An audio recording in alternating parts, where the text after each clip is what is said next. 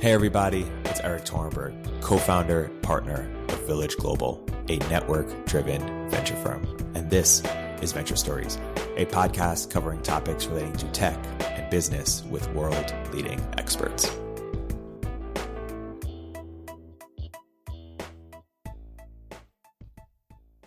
Hey everybody, welcome to another episode of Venture Stories by Village Global. I'm here today with a very special guest and friend. How do I introduce you? Freyja, Jess. How do you want to be? Either of those works. Jess. Okay, we're going with Freyja because we met initially on Twitter. Freyja. All right, great. How would you introduce yourself to our audience in terms of what you're most excited about and what you spend a lot of time thinking about? So I will preface this introduction by saying that it gets done slightly differently every time I answer that question, but I'm very interested in how groups of humans make decisions and how groups of humans act together. And if I look back at everything I've been interested in and spent time in over my life, it's been an expression of trying to answer that question in some way. So things that I'm particularly interested in right now include the very nitty-gritty of how do people in small groups work together and kind of align with each other. And then all the way up to how do our biggest narratives about how society works actually operate, and essentially how can we experiment to either change them or make new ones when they're not necessarily serving us.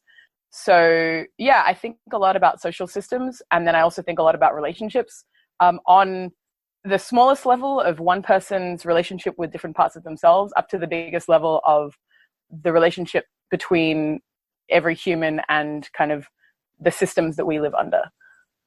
So yeah, I guess that's today's answer to that question. How did you get interested in all this? If you could trace your intellectual history, what has led to an interest in human coordination? Because it's something that I don't see that many. It seems pretty original. So I think there are a handful of things that pointed me towards it. I definitely had strong opinions about, I think the first big institution that I was exposed to was school. And I definitely had very strong opinions about school. I was one of those, the smart kids that are always bored, but never kind of winning the school game, but also not really losing it, just being really bored or something. And so I think I spent a lot of my high school years daydreaming about how I would create a better, I guess, an unschooling system for myself, or how I would personally want to be schooled, or what kind of school I would create if I were the one in charge. I think that as a child and a teenager, I thought a lot about control and about essentially who had control over my life and what control I had over my own, and how that influenced my satisfaction with life, I guess. And I think I was a bit of an anarchist in the technical sense, believing that all power structures were illegitimate or something when I was very young, although I wouldn't have used those words. And then I guess another angle to look at it was I was also very, I wanted to be an environmentalist when I was a kid. I remember that term, and I wrote it down when they asked you, what do you want to be when you grow up? It was a lifeguard. For some reason, I didn't really like being at the beach. I don't know why that was an option. Or an environmentalist. And so I think I decided I had responsibility for the world when I was very young. And I think a lot of people in my generation did. Sometimes it's a bit pathological, but it was this sense of we are the ones that have to fix everything. We're the ones who have to come in and save the world. And that's kind of the proto-religion that we all kind of grew up with.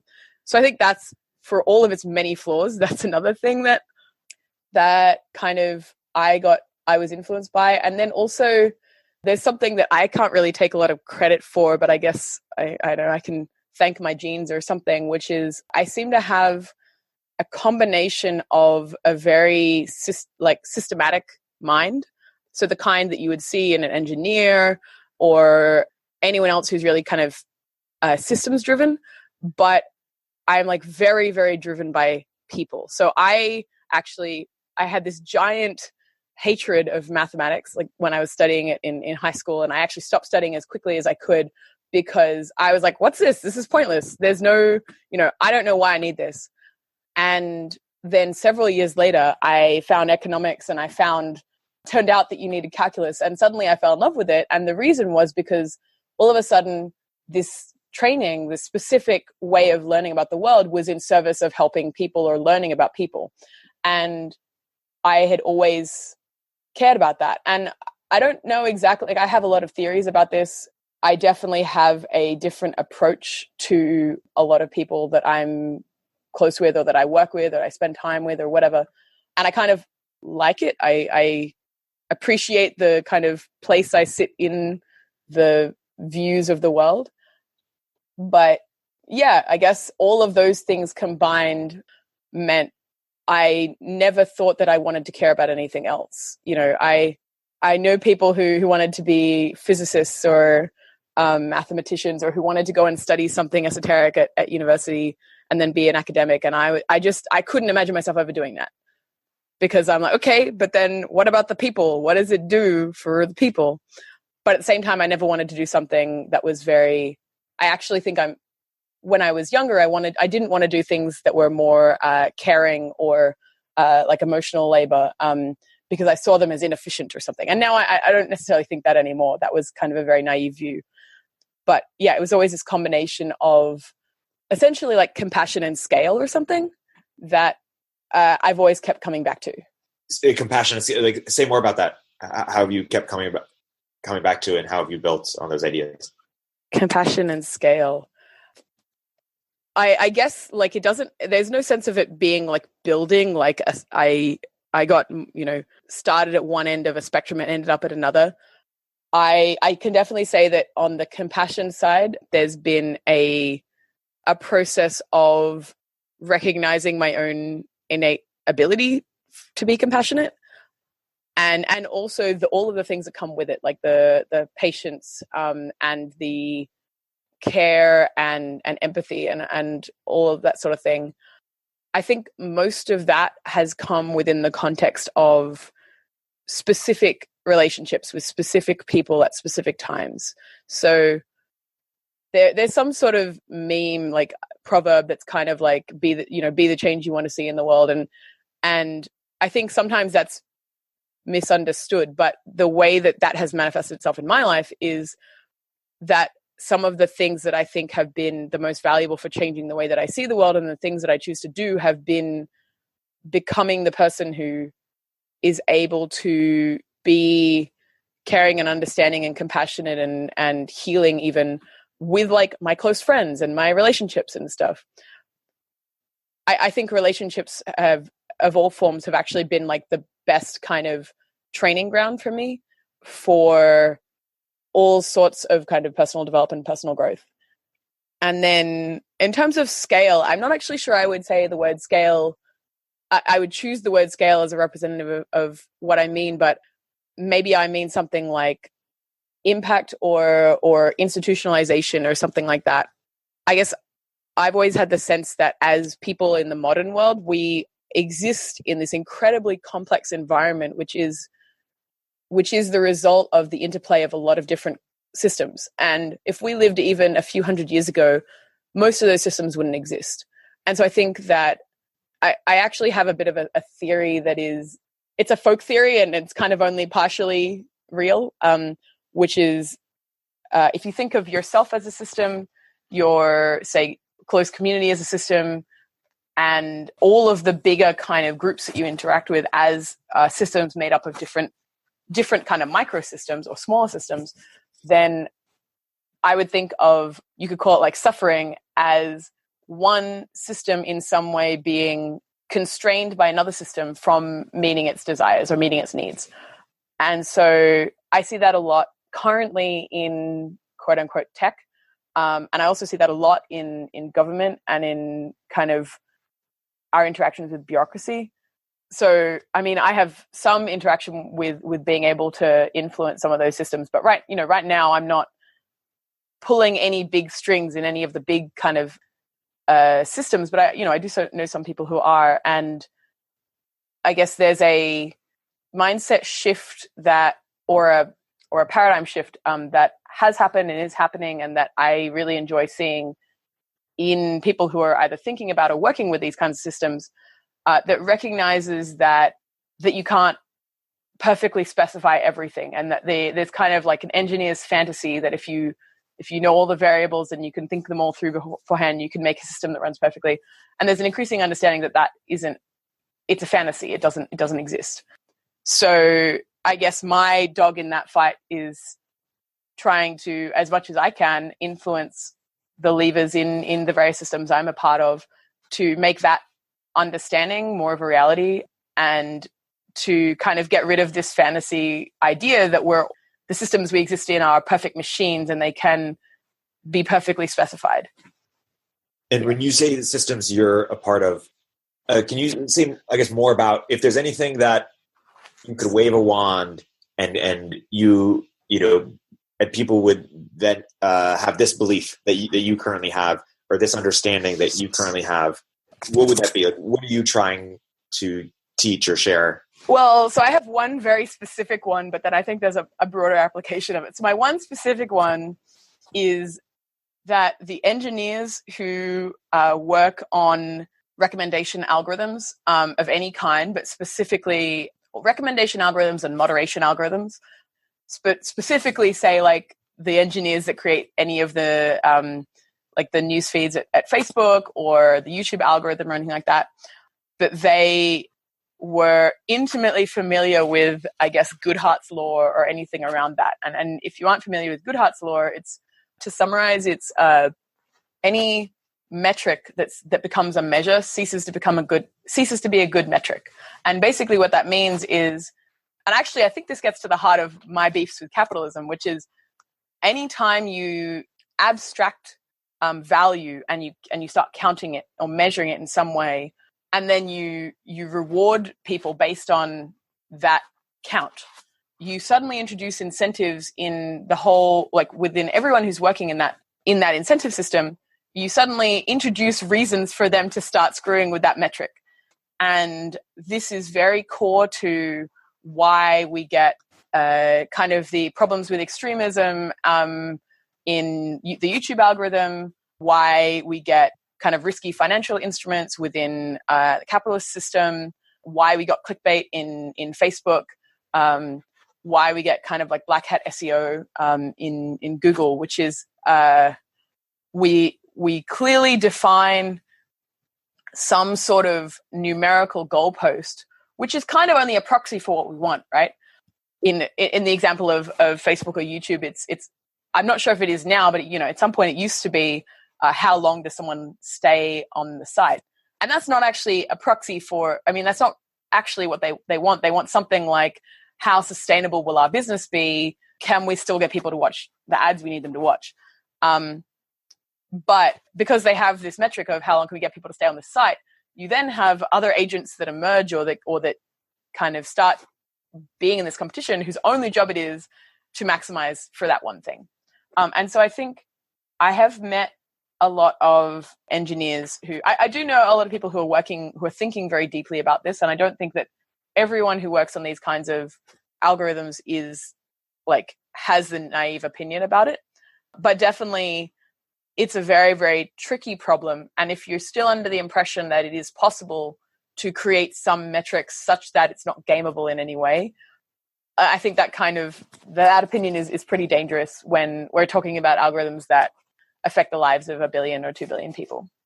And what solutions are you most excited about? You know, we were talking about money in another thread of why it makes self-interest legible, or you know, it takes into account, it doesn't take into account a lot around, you know, social value and value in general.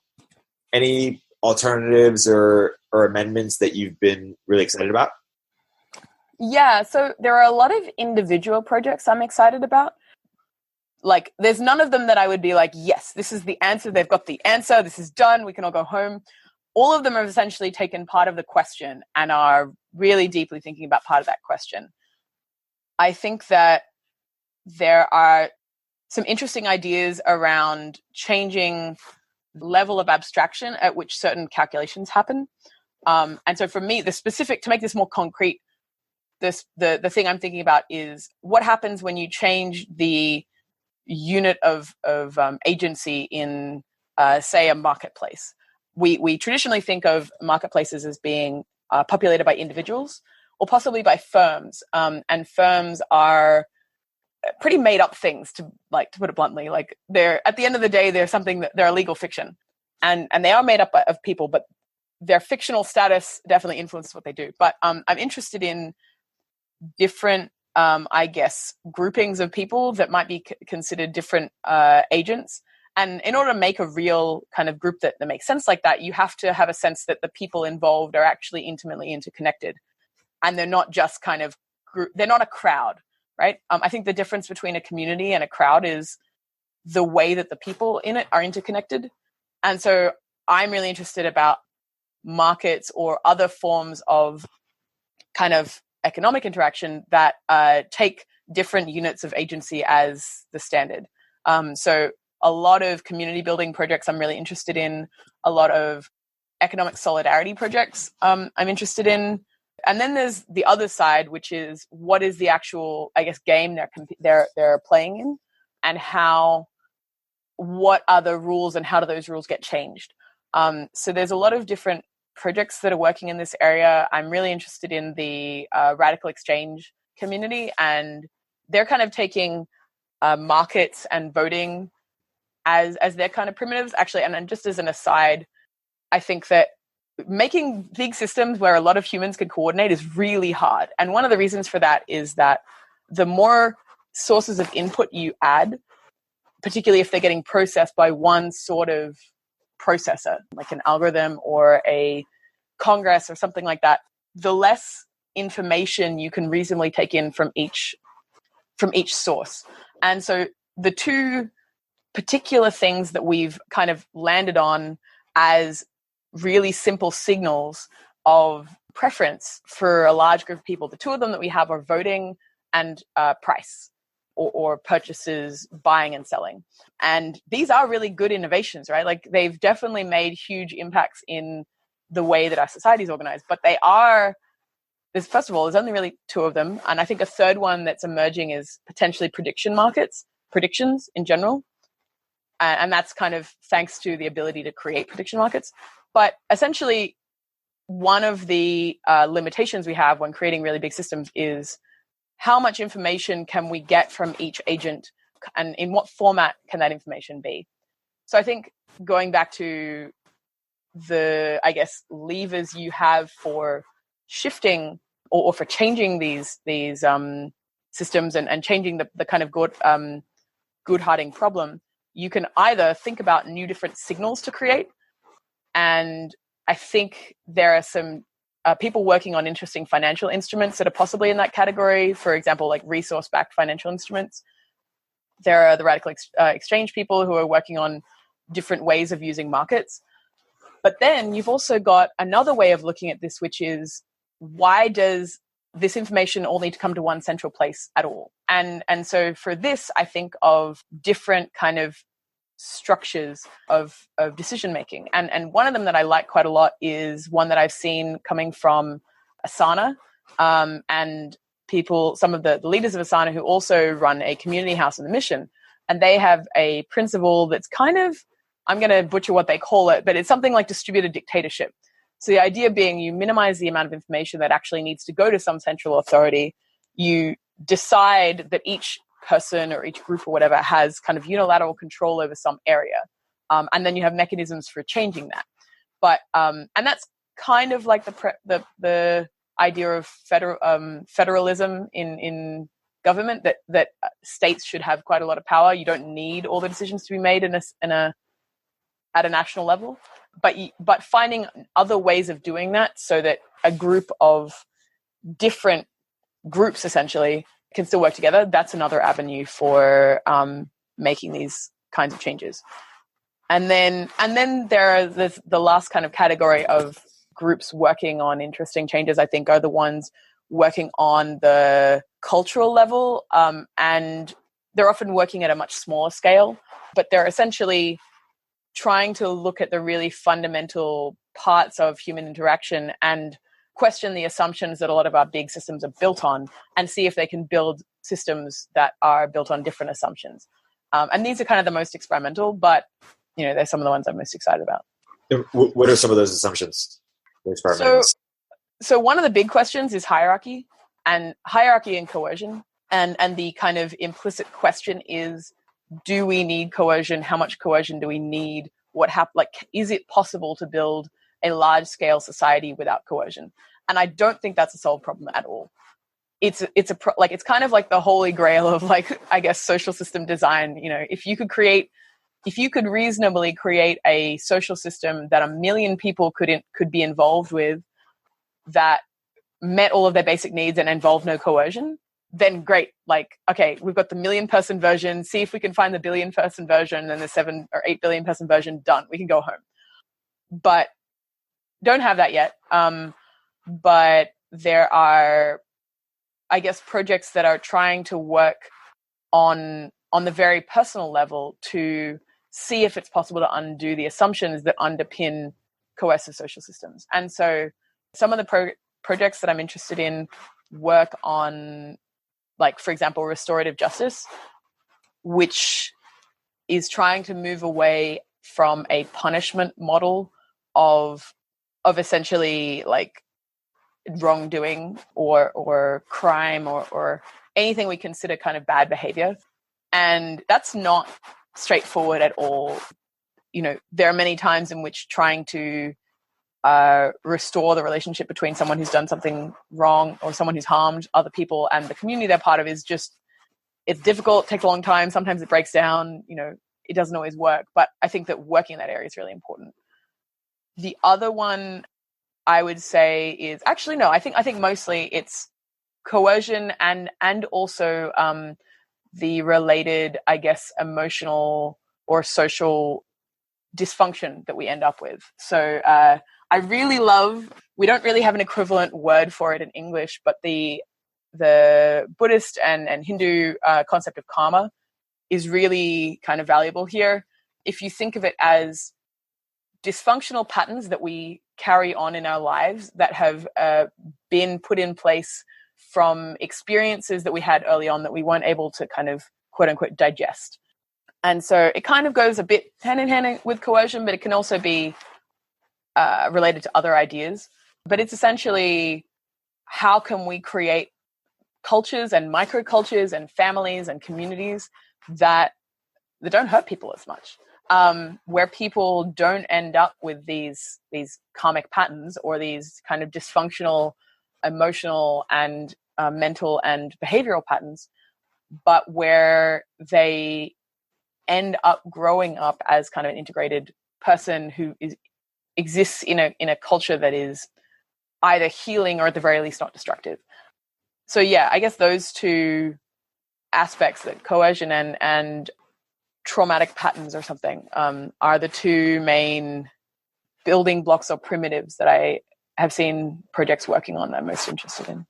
Yeah, and in response to my two question of, if your life goal is to improve human coordination, how would you go about it? You responded three ways. One is making it easier to model and understand systemic incentive structures. Two, so you're talking about heal initial people from traumatic social system interactions so they can be more agency and loving. And then three, develop and spread meta practice for engaging with grand narratives, ideologies, and religions. But zooming out before continuing to get deeper on those three, why are those the three that you're focusing on? Why do you think that's where you can have the most leverage? And zooming out even down there, like, what are we working towards and stuff? Like, what is some people would say a just and equitable society? Like, what would you say? Like, what is the goal here? Okay, so I guess if I hear the question correctly, the first is why are these strategies useful or relevant? And then the second is relevant to what? Yes. I guess I'll answer the relevant to what question first. It's much easier to say what we're doing wrong that we shouldn't be doing rather than what we should be doing right. Like, I guess to summarize it, it's like happy social systems are all alike. Unhappy social systems are unhappy in all their different ways. And the thing that I guess, if I could summarize it in one, I guess, idea, it's we currently have social systems that cause harm to either the agents within them or the agents that are affected by them. And to be more specific about it, our social systems on a really large scale have a terrible relationship with the non-human environment.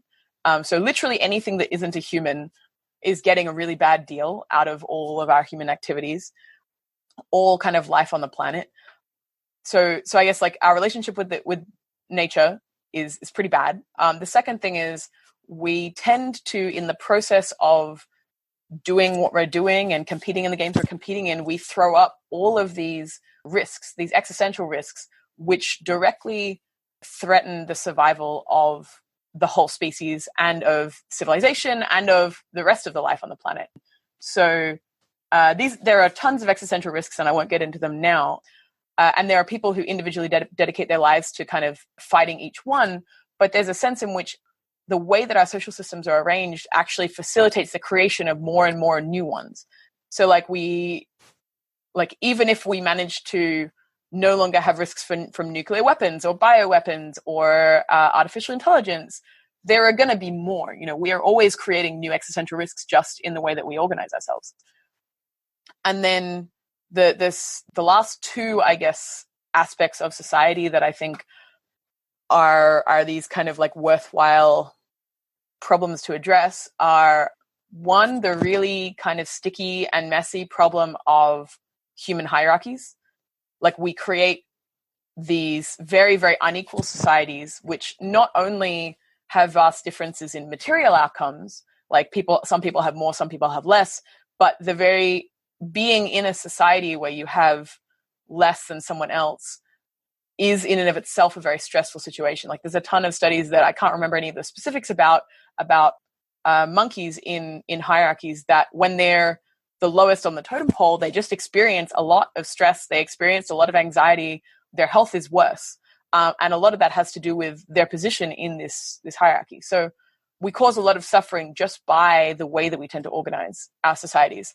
And then the last one is a little bit more vague, but it's basically just that I think that, particularly because we have this fiction that we can create systems that are perfectly specified, we tend to create what I call paperclip maximizers, which is a system that decides it has a goal, optimizes for only that goal, and basically ignores or destroys everything else. And this is kind of the reason that we end up throwing out these existential risks and depleting resources and stuff. But as a side effect, the winning systems also tend to destroy any other systems we have. And we've seen this, I think, a lot with the relationship between our current economic models and literally any other form of human organization that currently exists. You look at the way that, like, nowadays families are fundamentally non-economic units, and communities are non-economic units, and they very much are fighting against being destroyed by very powerful market forces. Like the number of communities and friendships and deep kind of like group relationships that I've seen destroyed because someone needed to take a job far away, or because people had different working hours or something like that. Relationships that get destroyed by working hours or these sorts of things. There are big impacts on a lot of these other kind of ways of organizing that we use to make ourselves happy. And it's a writer called Lou Keep who has a really great, I guess, distillation of this problem, which is, and I'm specifically talking about, I guess, economics and specifically capitalism here, but it's that we aren't naturally economic creatures. We're naturally social creatures, and we use economies insofar as it helps us meet our social needs. And we're currently in a situation where our social needs are subordinate to our economic needs, and it makes us deeply unhappy and kind of like existentially nihilistic and depressed and frustrated and angry, and we don't really know why. So I guess that's the last piece of this, like, what needs to be changed, that I think is really important. So I guess, yeah, if you think about the four, there's social relationships being subordinate to economic ones, inherent inequality, resource kind of abuse, and then continual creation of existential risks. And I think that all four of these are relevant to our current social institutions and our current social games. All of them, except for, I think, maybe inequality. I'm unsure about that one. I think you would not see, and there are other social institutions that have existed in society in which you wouldn't see these. But right now, they're kind of making a huge impact. And I see them as fundamentally coming from similar roots, which is this kind of paperclip maximizer idea. So, yeah, thinking about the ways of addressing these kind of like four issues, of the three you mentioned, the one being making it easy to model systems, the second being making it easier for people to heal from traumatic interactions with systems, and then the third being developing a meta practice for engaging with grand narratives. I'll deal with the last one first. And the last one is, I actually think the most difficult, and I do not have the answer to this. If I had the answer to this, I would be probably starting a religion around it or something of that effect. But essentially, we can tell a story about the relationship of humanity or to the ways we've organized ourselves socially as having gone through this progression of increasingly complicated structures, and also different increasingly complicated ways of relating to social structures. So there used to be, and it's hard for us to imagine because we grew up after World War II, we grew up after Nietzsche said God is dead. Like I, learned postmodernism in high school, but there was a time where people truly believed that order and rationality and reason were all that was necessary to create a fulfilling life. And that if we created a society that was based on the principles of order and reason and rationality, that everything would be perfect and all suffering would go away and we could create the perfect society. And there are so many remnants of that in our society today, and a lot of them are still causing a lot of these issues. A lot of the paperclip maximizing tendencies of our social structures come from having been built based on this belief. And I think a lot of people, even if they don't necessarily, if they don't necessarily articulate it, they know that this isn't true now. They know that there's something more to social systems than just having like perfect reason. They have the sense that, and this is kind of the thing that Foucault said, that, hey, actually nothing's objective. It's all coming from a perspective, or like all kind of knowledge is manufactured in order to maintain a particular structure of power. And so we kind of know this bit. We know that the way that we think about truth and the way that we think about what's good is all contingent on who's in power and how they want to keep it that way. But we don't really have a good way of kind of interacting with these structures in the meantime. And there's, I guess, like this movement, or this movement is a strong term, I guess, loosely affiliated collection of people, which has a lot of names. There's kind of meta-modernism, meta-rationality, the kind of fluid mode, related to the integral people, who are basically engaging with this problem of, okay, so we know that systems are kind of made up, like social systems and the beliefs that we base them on are kind of made up. Given that, what do we do? Given that, how do we engage with them? And the most promising things I see are these kind of new ways of engaging with systems that recognize that they're games, and making kind of choices about how are you going to play the game, what games are you going to play, knowing that some games might be easier for you than others. So that's kind of interesting. But I think that the alternative to this is, and we see this a little bit with kind of rising tendencies towards authoritarianism, is to double down on the idea that there is a perfect truth, and it's the same truth for everybody, and that you should base your system off this perfect truth. And I think that is, I guess it's kind of like dangerous, but it's also just going to delay us having these much more kind of resilient and adaptive social systems, because these authoritarian mindsets are very much all or nothing. So I guess that's one strategy. The second one is the healing people. And I think that this is particularly related to imagining new structures, embodying new structures, and then also trying to create structures that don't have coercion embedded in them. I think that we take for granted now how much coercion we have in our lives. Like, we coerce kids like nobody's business. It's ridiculous. And we're used to quite a lot of coercion and manipulation that we often don't even realize. And we're also often, in our attempts to control the world, we're manifesting the thing that we got hurt by. And I think that you see this a lot in certain types of like what you would call now as cults, but like essentially just kind of like utopian fantasies or utopian projects, which is you will end up reenacting your particular traumas or the group's particular traumas. So I think that that's kind of like necessary work for building new things, is finding ways of healing those wounds in the people who are building them. Also, one would hope that a more healthy social environment would consist of more healthy people who were able to express themselves more and weren't driven as much by fear.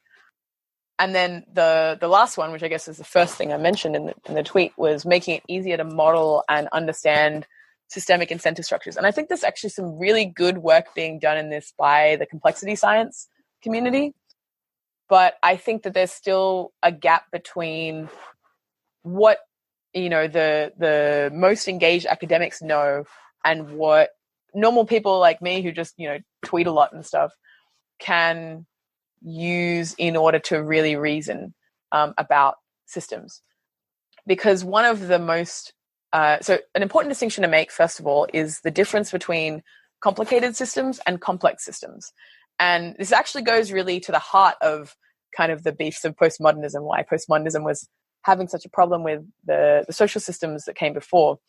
And it's this idea that in a complicated system, there might be a lot of moving parts. There might be a lot of different aspects of it. But at the end of the day, each piece has a certain job. And it is possible to fully predict or specify how this whole system will work. An example of this would be an airplane, right? It may have, probably 1 million pieces or something, but they all get put together in the same way every time. They're all predictably organized. An example of a complex system would be an ecosystem or a nation or an economy. And the difference here is that the system is made up of agents. And an agent is a thing, which could be a person, it could be an animal, it could be a company that has kind of desires and acts upon those desires, wants to do stuff. And so the problem with systems made up of agents is that they're adaptive. Agents will change their behavior in response to the environment. And because of that, it's quite hard to model what agents will do. And a lot of particularly economic reasoning, and this is the trap that I got into when I was first doing my economics master's, was thinking that you could perfectly understand how people or companies were going to behave in an economy. And you can't, because the information about how the economy is doing is in and of itself changing the behavior of the people in the economy. So these are like often complex systems, they're the majority of the systems that we interact with.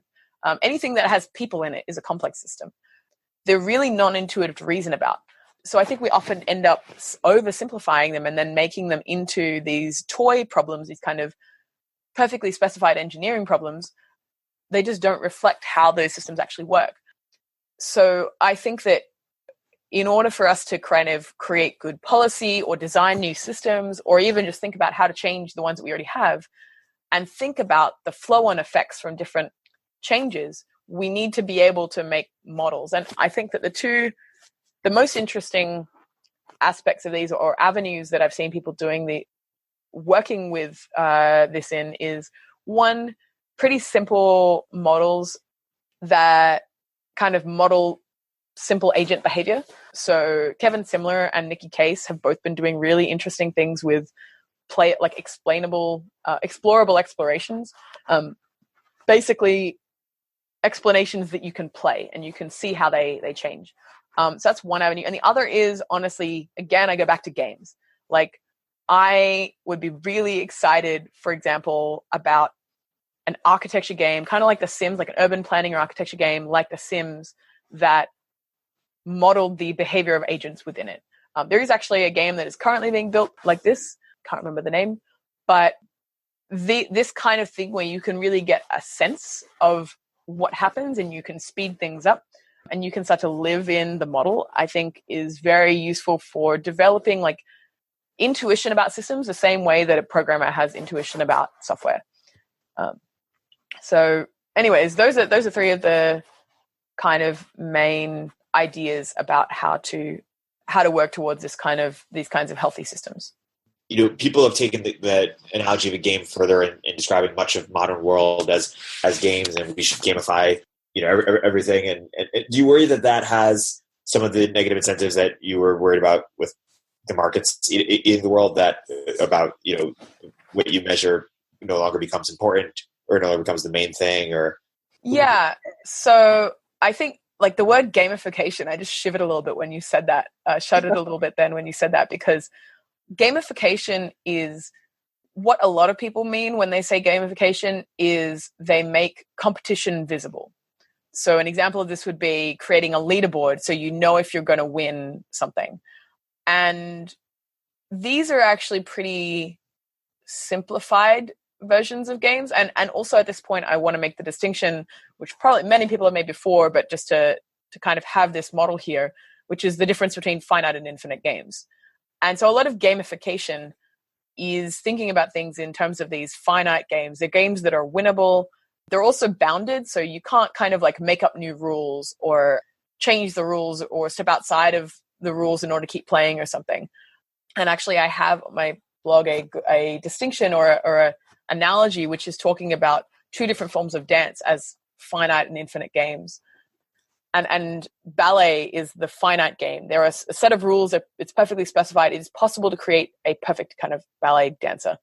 The alternative one is an infinite game.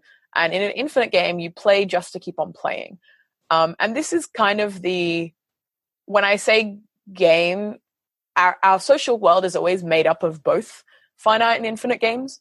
But at the end of the day, what we, I guess, would hope to be working towards is to have the really big, deep games like democracy and capitalism and all of these shift more towards the infinite game paradigm. We play in order to keep on playing. And right now, they're all like capitalism, you play in order to win a lot of the time. Democracy, you play in order to win. So we end up with these dysfunctional traps. Yeah, like I guess this is why I think, at least when people are discussing how to improve kind of like social systems or thinking about social systems as games, that the nuance matters and the assumptions matter. And I've seen a lot of people where talking to them on the surface, you'd think we were talking about the same thing, but then when you get really deeper, you understand that they have this mentality of control or of perfectly specifying the games and winners and losers and stuff like that. So, I mean, yeah, like I do think that it's not just a risk, it's a thing that's actively happening all the time, that we're creating games that are zero-sum, meaning that there are winners and losers, and that there's kind of a fixed pie that everyone's competing for parts of. And yeah, like I think that it is non-trivial to work out how to shift to that second mindset. Let me ask you the question another question in a different way, which is, there seems to be a central conundrum, which is what you measure matter. Like you pay attention to what you measure, but what really matters you can't measure. Yeah. And so do you try to quantify the loyalty you have to your family, or the love you have with the romantic partner? Oh God, no. Yeah. I see what you mean. Like is the solution more quantification, or is it something else? Is that what you're asking? Yeah. And in a world of increasing, the internet and markets, what they do is they make everything legible. And then we pay attention to what's legible. Do we try to make legible in order to prioritize it? Or that seems more likely than us having like a total change of values, which is we're going to stop caring about what we can measure or care about it not as much. I think that our relationship to metrics and the relationship of the system to its own metrics is pretty important. And that can kind of make all of the difference. Like if you recognize, and I think that there are some systems that do kind of recognize this. I think that the way that the US was set up, for example, implicitly recognizes that, that legislators will act in their own best interests and that people in power will act in their own best interests. And so there are lots of, the kind of idea of checks and balances is a little bit almost like overdone nowadays, but it is something that at the time was like definitely had a lot of foresight in it in terms of limiting the power of any one kind of game, if that makes sense. I think that we do have these systems that are like hugely driven by metrics. And I think that there are some of these systems where they're not yet the most important thing. I think in the case of money, often money has become better than all else. But for example, many recommendation algorithms, the end kind of value that some piece of content has is not the most important thing, right? even the relationship of that thing to profit, right? There are a lot of intervening human bits. So first of all, I think that we need to recognize that those who set the metrics have enormous power. If you define the story around what these metrics mean and also what they should be, you have some of the most power in any society. And so I think that both who we let do that, how we choose who does that, and what relationship they have to everyone else and they have to the metrics is like worth working on and interrogating. Like, I don't think, in my lifetime, we are not going to get to some perfect system that doesn't have runaway metrics, but we might get to something where we can look back on now and see this as almost like a Wild West where we made a bunch of really dumb decisions because we were kind of naive about what the metrics meant. So I think like at the end of the day, there's always interpretation. Like interpretation is always a key part of metrics. And even just and someone who's doing really good work on this is Joe Edelman, who is helping designers of kind of more tech systems understand the impact of certain choices that they make.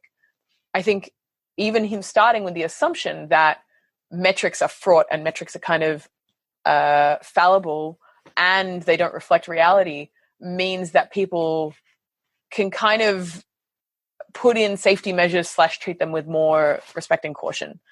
So at the very least, that's something like, and definitely the time well spent movement that he's kind of affiliated with is definitely a push in that direction. But I think that there is always going to be a balance of essentially incremental improvement team and then like utopian team, or like revolution team or something. Which team are you on? Oh man. I think I'm a bit more suited for utopian team or revolution team, just because I personally, the care and feeding of my personal kind of personality does not do well in a lot of the current systems. Like I could never work in government, for example. I think I would just go insane. And I appreciate and respect the people who do kind of fight from within the system. I think that's definitely necessary. I guess the appeal to me, and this is definitely more of a long shot than incremental change, is seeing the kinds of, so like you can think of it as there being like latent tendencies for change in society, and then any new idea or new kind of like, I hate to use the word utopia because it's actually really not what we're going for, but any sort of like revolutionary system kind of riding the wave of some certain like latent need. As someone who is working on any of those systems, you have almost no control over what that wave looks like, when it happens, how it happens, or what it's related to. But that is one of the most powerful ways in which society has changed there's been an underlying kind of a latent need for something, and then some group was in the right place at the right time, and then their system got massive adoption. And again, I go back to the United States. The United States was like this. This is how a lot of the initial settlers, how their ideas came to influence us several hundred years later. Regarding the revolution versus incremental, I sympathize with the revolutionary approach. Go big or go home. And this is also a very Silicon Valley thing, and Silicon Valley has a history of like underplaying the costs of disruption, I guess. And so like that's also another thing that I'm conscious of, is if you're going to break everything, there's almost no chance that you're going to put in something that's entirely better in its place. Like a lot of things will just end up broken. And so I guess I have less of a desire to kind of do the like aggressive scaling or anything like that. But at the same time, like the only way that a lot of these big shifts will happen is if some old structures cease to exist. So yeah, this is not an easy kind of trade-off. Yeah, and just to close the loop in the quantification, I mean, the time well spent, to my understanding, is trying to have better metrics effectively. Yes and no. I couldn't speak for Joe, for example, but Joe has a very interesting essay called "Is There Anything Worth Optimizing?" I think is the name, which basically argues against the use of naive metrics at all, and it argues for essentially like feedback, which is more qualitative and can't be aggregated in the same way that metrics can. The advantage of metrics is you can add them up. You can do arithmetic on metrics, which you can't do on feedback and on qualitative experience. But any sort of complex system is going to be much more qualitative than quantitative, and so you can't really do arithmetic on it.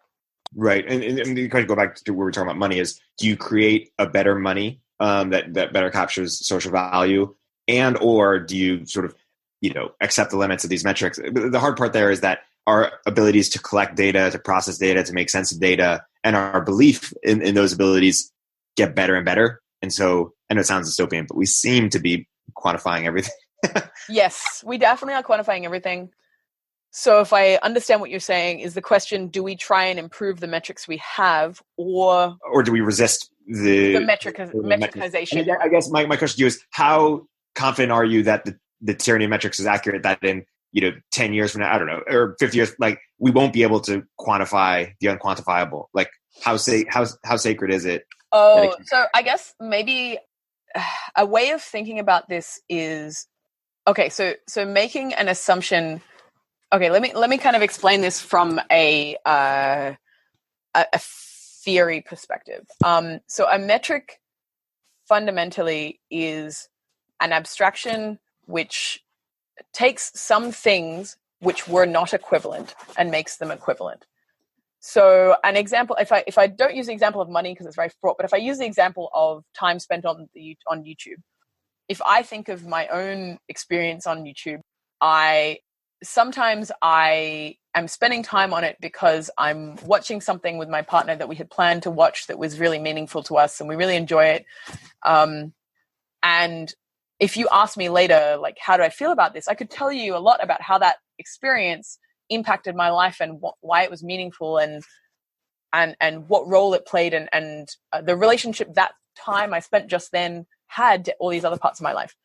And then you could also imagine that I have a really bad day, I'm feeling really down on myself, and then I end up watching a ton of influencers who are all like sparkle ponies that have amazing lives and make me feel really bad, and I'm just kind of like doing this like resentment, envy spiral thing for like an hour longer than I wanted to, and it's kind of full of resentment. Now, the trick of metrics is that if I spent an hour in both those cases, those 2 hours are equivalent. And we don't, this goes really deep. Hours are also a metric, right? They're a way in which we decide that 2 bits of experience are equal. And if I use the example of hours, say you and I both spend our hours, like an hour separately.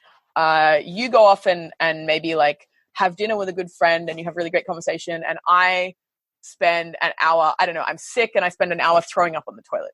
Now, that hour is like, there is no way to objectively measure that hour in terms of its value that doesn't accept that you and I had different experiences of that hour. And any sort of metric has this kind of fundamental problem. So like money, and I see this all the time in Silicon Valley, money literally is valued differently in like, well-funded companies in the Bay versus by my friends who are bootstrapping their own kind of like small projects somewhere else in the US or in other parts of the world. Like, there's no way in which you can say that money means the same thing to both of them, but it has it's counted the same. We decided that each unit is equivalent and that it's equivalent in all circumstances. And so we can use more sensors, right?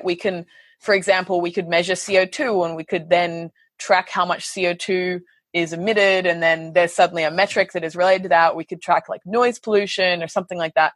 But the impact of that and the meaning of that is always going to be contingent on how people experience it and how agents, not just people, how agents experience it.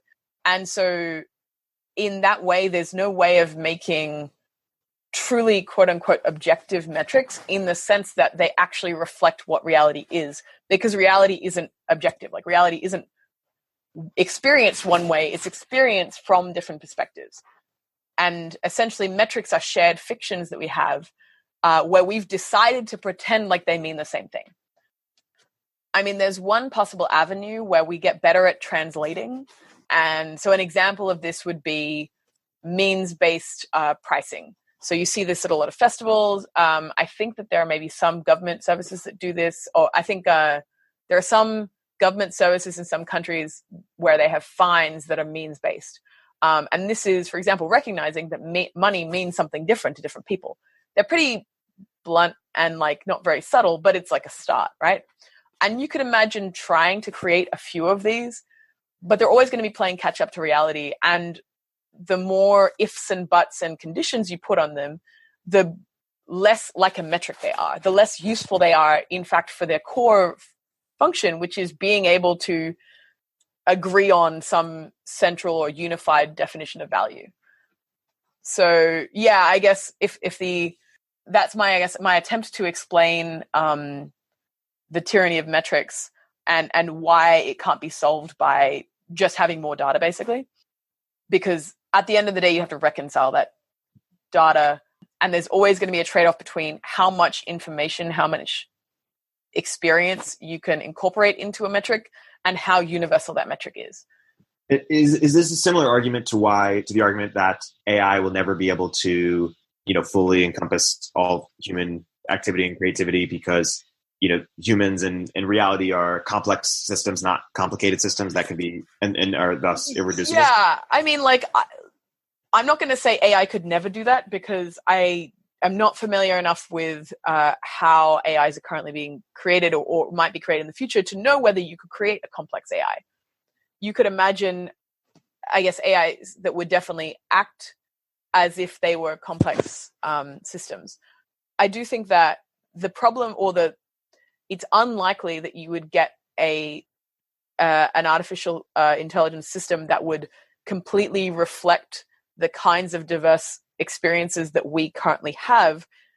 I could very much see, though, some sort of dystopian future where it reflects what exists because it destroys what doesn't fit the model.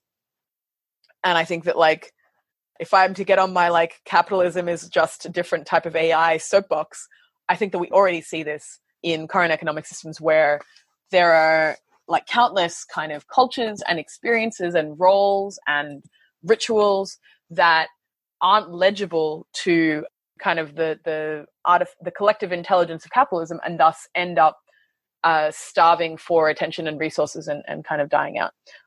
As a side note, I said the word legible, and a lot of what I've been referring to here has been implicitly informed by James C. Scott's Seeing Like a State. So if the idea of metrics and legibility and everything is interesting to anyone, that's definitely a good book to check out, or check out Slate Star Codex's review of it, which is kind of an 80-20 way of consuming the content. Right, and Yuval Harari from Sapiens as this talk on TED, where basically he says, right now seeing like a state is not as good as seeing like an individual because no central planner can have all that information. But in the future, when data processing, and collection gets a lot better and everything is legible, or lots of things are legible, is it possible that central planning will be able to see better in some sense? Yeah. So, I mean, this question is interesting. There's also a sense in which it's kind of hypothetical. Like, I'm not going to actually try and throw the numbers out there for how much more complex central planning is than distributed or emergent planning.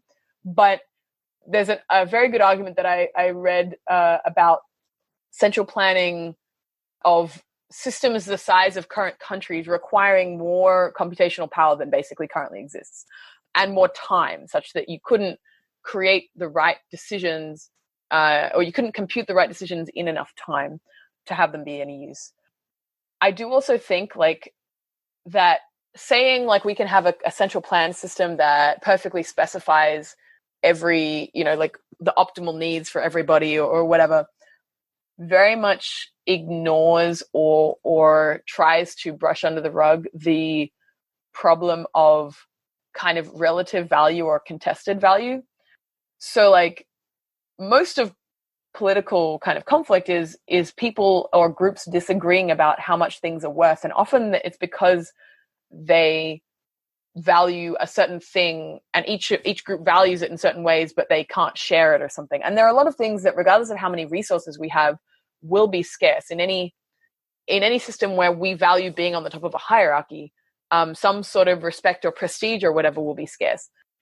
And so I'm kind of skeptical of this idea that, well, no, I could see a world in which we had a central planned system and everything was perfectly specified. And I would also consider that a dystopia, because like what is considered valuable and who gets what value seems like it would be perfectly, or it would be largely controlled by the people who are in control. And if you imagine how much it's possible to oppress people now with the systems that we have, imagine how much it would be possible to oppress people if we had systems that were kind of omniscient and knew everything and distributed everything, and where all of your kind of needs were met by this one system. I could see that just being, for many people, being dystopian, because they were fundamentally like misunderstood, or their needs were just devalued compared to some other group's needs. Going back to markets and communities, it's sort of, we're talking about, and it's understood that the rise of markets makes people better off and thus less dependent on each. Maybe I'm simplifying, but markets make people wealthier and less dependent on other people. And basically, it's understood that markets kill communities in some sense, or communities as we traditionally understood them. It's sort of, I would say, it ends the tyranny of proximity. I'm sort of being cute when I say that. I think there's a lot of great things about proximity, but the question I have is the solution for. Is it possible that markets will also provide the solutions too? So you've like things like Airbnb for childcare, Airbnb for homeschool, or like in the same way, markets put us on the internet, which put us, we don't rely on our neighbor. We don't share the same interests as our neighbor. Now I meet people like you on Twitter and have great conversations with them. Is it possible that those markets will also bring us together in person, and people will make new and different kinds of communities that are based on interests and values rather than proximity and dependency? I'm simplifying, but I'm making a straw man. But what do you think? So I think the question I hear you asking is, can markets facilitate making better communities than we would have had if we didn't have them, the markets? Sure. I'm asking if they can solve some of those community problems that they help create. Yeah. So it does very much depend on what markets and for what. I would actually specifically call Twitter out as not a market. It's a game, but it's not it isn't a market, and I think that's actually one of its benefits. So I think that markets feel dehumanizing to the extent that they replace experiences or goods or resources that we would normally get from very strong social bonds. And you can think about this in a pretty like the extreme version, which is replacing like sexual relations with a spouse or a long-term partner with like sex work. And nothing wrong with sex work. There are a lot of people doing really good sex work, but there is a very big difference between essentially like knowing somebody loves you and that this experience that you're having with them is unique to the relationship that you have, that can't be replaced by having a quantitatively or even qualitatively similar experience with a lot of different people, or with someone that's like been matched kind of in like at different times. And another, I guess, intuitive or another intuition pump I'll give for this is thinking about Airbnb for childcare, and just thinking like, if you think all the way through the implications of this, if you imagine that childcare worked in a similar way to Airbnb, with Airbnbs, the advantage is you get an Airbnb when you need one. You can pay a price, like it's possible to purchase. But the downside is, if you don't have any money, you don't get to stay in an Airbnb. You don't get any guarantee that you'll have the same one for a certain amount of time. You're always competing with other people for the same resource. And as a result, you will experience lots of different Airbnbs, and they'll all be different. You won't have any sense of familiarity. Now, an Airbnb is it's an object. It's a place, right? It's not a person. But humans have very fundamental needs to make attachment bonds with other humans. Like a lot of our kind of deepest kind of wounds that we end up with come from malfunctions in our attachment bonds with our earliest caregivers. And I think that doesn't necessarily go away. Like, it's not like we lose the ability to be traumatized by attachment issues when we get older. I know, like, I'm very lucky to have abundant relationships in my life, but I know a lot of people, particularly women who are my age, who are burnt out on like Tinder and that kind of culture because they're essentially in this transactional race to find someone who will step out of the market with them. And it's exhausting and dehumanizing and like stressful in a way that, for example, going to parties and meeting people is not. And so I think that one way that markets can work as a source of nourishment to communities and strong social bonds is where there are limited markets that are matching markets of some kind that then lead to periods of commitment. So an example I'm thinking of is markets for exchange, like university exchange, like going on exchange one time for like 6 months or whatever. You can do that and then you go away for 6 months and you have bonds and interesting experiences that you'll have for life. Also, although it's not quite a market, like I'm very grateful, for example, for the ways in which Facebook has let me bootstrap community where I live since I moved. It's not a market, so I think there's an important difference. But at the end of the day, we have a deep need to feel like the people that we care about and that care about us are still going to be there. And that we're going to be, and that the investment we make in being vulnerable to them and developing intimate relationships is going to be worthwhile. And that's just nonsensical if the rules of the game state that you can't trust that they're going to that they'll be able to or want to be there in the future. And as we pay more for things, and actually I think that work does this a lot, right? As we pay people to do things that we might previously have normally done for each other for free, it becomes harder for people to take the opportunity cost of doing something for free. And so like it ends up being, even if people would be willing to, for example, provide you emotional labor or whatever, like listen to you or help you move or something like that, the fact that now you can find someone who'll help you move for like on Airtasker for like $20 makes it, and that they, you know, like are going to go to their highly paid job where someone's paying them a lot of money to stay in the one place. It's harder for them to be around to care for you in the ways that that a lot of people really desire to be cared for. And I think that the people that get most kind of broken down or destroyed by the system are the ones that aren't perfect worker bees, basically. So children, the elderly, people who are sick, people who cannot trade, like you cannot at the end of the day expect a baby to trade with somebody else, or a 90-year-old with dementia to trade with someone else. And so what you're doing is you're essentially proxying them through whoever the responsible adult is. And then there's this nasty kind of incentive for the responsible adults to not really want to take that responsibility, to not want to be responsible for someone who isn't market worthy. And I think that then further puts pressure on the non-market relationships. So yeah, I guess what I would say is there might be some limited circumstances in which markets could be beneficial to communities, but if we were to have a default approach of applying markets and hope that they work out, I think that we would end up with much worse outcomes than not doing that at all. Right. And in the ways in which they help communities, it's among people of like maybe they're okay replacement for communities around shared interests. Yeah. Great. But maybe when you've got, so there's been a meme going around on Twitter recently about the idea that the Enlightenment was driven by childless men.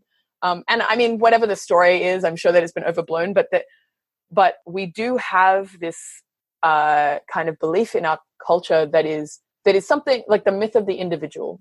We have this belief that everyone is an individual and that everyone should be able to kind of like take care of themselves or whatever. And what that ends up doing is having us basically pretend that people who are dependent just don't exist, and that the people who care for them are like just not working hard enough or something in some way, rather than recognizing that actually being an individual who can meet their own needs and who doesn't need to rely on anyone else is actually kind of an anomaly if you think about it. at least historically, if not even now. Like I remember having a discussion with a friend just recently we were talking about our intentional community, and I just kind of stopped and I was like, wait a second. All of my friends have jobs or make their own money. They are healthy. They're like young. They don't have any dependents. And they also don't have any like kind of health issues, like really big kind of, and I'm like, man, that's like a tiny fraction of society, because most people are nowhere, like are not in that situation at all. And so when we talk about like people being able to make choices to take advantage of opportunities, we're often defaulting to meaning people, like to kind of replacing people with the people who have the freedom to do that, which often means people who either have no responsibilities to other people or who are able to kind of get rid of them. I want to talk to you about nonviolent communication. There's some fundamental principles I take from NVC, and I'm curious which ones don't resonate with you or which ones do. Yeah. One is that I'll say them and then I'll ask you to respond. One is that we are responsible for our own feelings, and we can change them, and we shouldn't blame others for them. That's sort of the implication. As much we should take responsibility for it. A couple more. Two is it's less. It's not that there isn't right or wrong. It's that it's less conducive to say, hey, you're right, you're wrong, versus sort of explain your experience. And that it sort of implies in some sense truth is relative, or that it's just more constructive to think about truth is relative. Otherwise, you just get in arguments over who's right, who's wrong, who's true, who's false. And this is on a micro level. Mm-hmm. The third principle I take implication or assumption rather is that people aren't evil. They're just trying to get their needs met. Yeah. The fourth is that language is dynamic. People aren't even things necessarily. People are just, people are very dynamic. They can change. They're having experiences. And so we shouldn't say you are lazy, you are this, and just speak to observations. And then the last is because people aren't evil and they're just responding to their needs, we shouldn't punish or reward, and we should just try to make it in people's incentives to meet their needs in more constructive ways. I'll sort of pause there for any gripes. Yeah. Okay. Well, first of all, thanks for trashing my working memory. I'm trying to remember all those questions now. So, okay, the first one that you said was we should take responsibility for our own emotions and our feelings, and they are ours, and we shouldn't blame others. I'll give you one quick example. I was in this, but not to bash, or not even bash anything, but I was in this diversity training this weekend, and one for this trip I'm going on, and the teacher said that someone typically asks her, why can't we just assume that people, they're talking microaggressions, and people say, why can't we just assume that people mean well? And she said, okay, you can assume that, but you can also just assume that you should take full responsibility for the impact that your actions have on other people. And I was like, should we take full responsibility? Oh, interesting. So I think that the context or the frame that you take around this assumption, the assumption that your feelings are your own and thus you should take responsibility for them, is really powerful if in some ways, but the frame and the context really matters. I've seen a lot of ways in which NVC is abused as an excuse to do what you want or something. And I think that it is important to remember that you're responsible for your feelings at each stage. If you do something and then someone's upset and then that upsets you, you're also responsible for the fact that what you did, the way that they reacted, then made you feel upset. And I also caution, I think one of the ways that this runs into problems is actually a cultural mismatch, which is when I find, and I'm going to make a bunch of stereotypes here, which I'm going to acknowledge are partial and kind of a story I'm using right now. But I've often found that there are people who find NVC who tend to be disproportionately men and tend to be disproportionately, I'm going to say avoidant attachment styles, who actually get to NVC very quickly and are very good at using it and are interacting with people who struggle to keep calm, and then use the fact that they are good at keeping within the rules of NVC as essentially a way of exerting their status or something over other people and kind of excusing them out of empathy. And I'm definitely not saying that everyone who does NVC does this or every man who does NVC is this, but it's a pattern that I've seen often enough that I know it's a trap that can happen. And I think that there are two contradictory things that it is useful to hold in mind at the same time. And one of them is that the only thing that you can control or influence is your own experience, and that we are very fundamentally social creatures who are very interdependent. And like both of those are true at the same time. And so one of the failure modes I see is people basically ignoring that second thing and like kind of saying like, well, you know, like I acted this way and you got upset about it and that's your problem, and kind of shutting off from that person's experience. So what I would say is, like, in order to use NVC well, like a useful frame to have is a sense of curiosity about everybody involved. And that means like you can't control the other person, but you can control how interested you are in how they feel. And I think like if you are able to hold that frame, and, you know, obviously, particularly if you are someone who is used to being very independent and kind of looking after yourself, then it can be difficult to do that. But if you're practicing NVC anyways, you know, like it's useful to practice being intensely curious about the other person, particularly about when you notice yourself kind of using NVC to score points. I think that the sense in which, and also another thing I will say is that the sense in which we are all responsible for our own feelings or experiences gets, like, in some ways a little less true the closer you are to people. I'm not saying you're responsible for say your partner's experiences, not at all, but like as you get closer to someone, you begin to be able to predict how something you do will make them feel. And if you can predict how something will make someone feel and you value them, trusting that you will act in their best interests, and you still decide to do something that you know will make them upset and maybe like don't tell them about it first, then like if they get really pissed off at you, that, you know, that's not surprising. And so I think, like, for example, with my partner, I don't, like, yes, my feelings are my own, I own my experience and he owns his experience, but we're also like relating to our experience is a skill that we improve in service of each other. And if he all of a sudden was like, no, sorry, I'm going to stop like trying to improve this. Also, I don't really want to listen to your experience. Then I would be like, okay, well, that's a choice you've made and we're going to have to like deal with that and maybe, you know, not be so close or something. So yeah, I guess like owning your experience is a bit more complex than the way people might think of it when they first learn about NVC.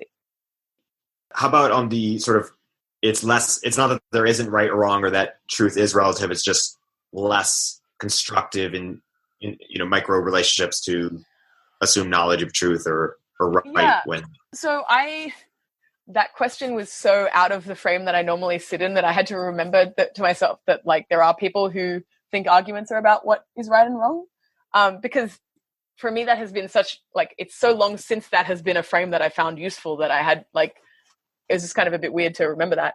It does depend on the context. I think that, like, for example, if you're in a courtroom and you're a lawyer and you're trying to argue for your client's kind of innocence, then noticing that the opposing lawyer is having a bad day and kind of interrogating that, it's not going to be super helpful. But I think implicit in the use of NVC is that you care about the quality of your relationships with people around you.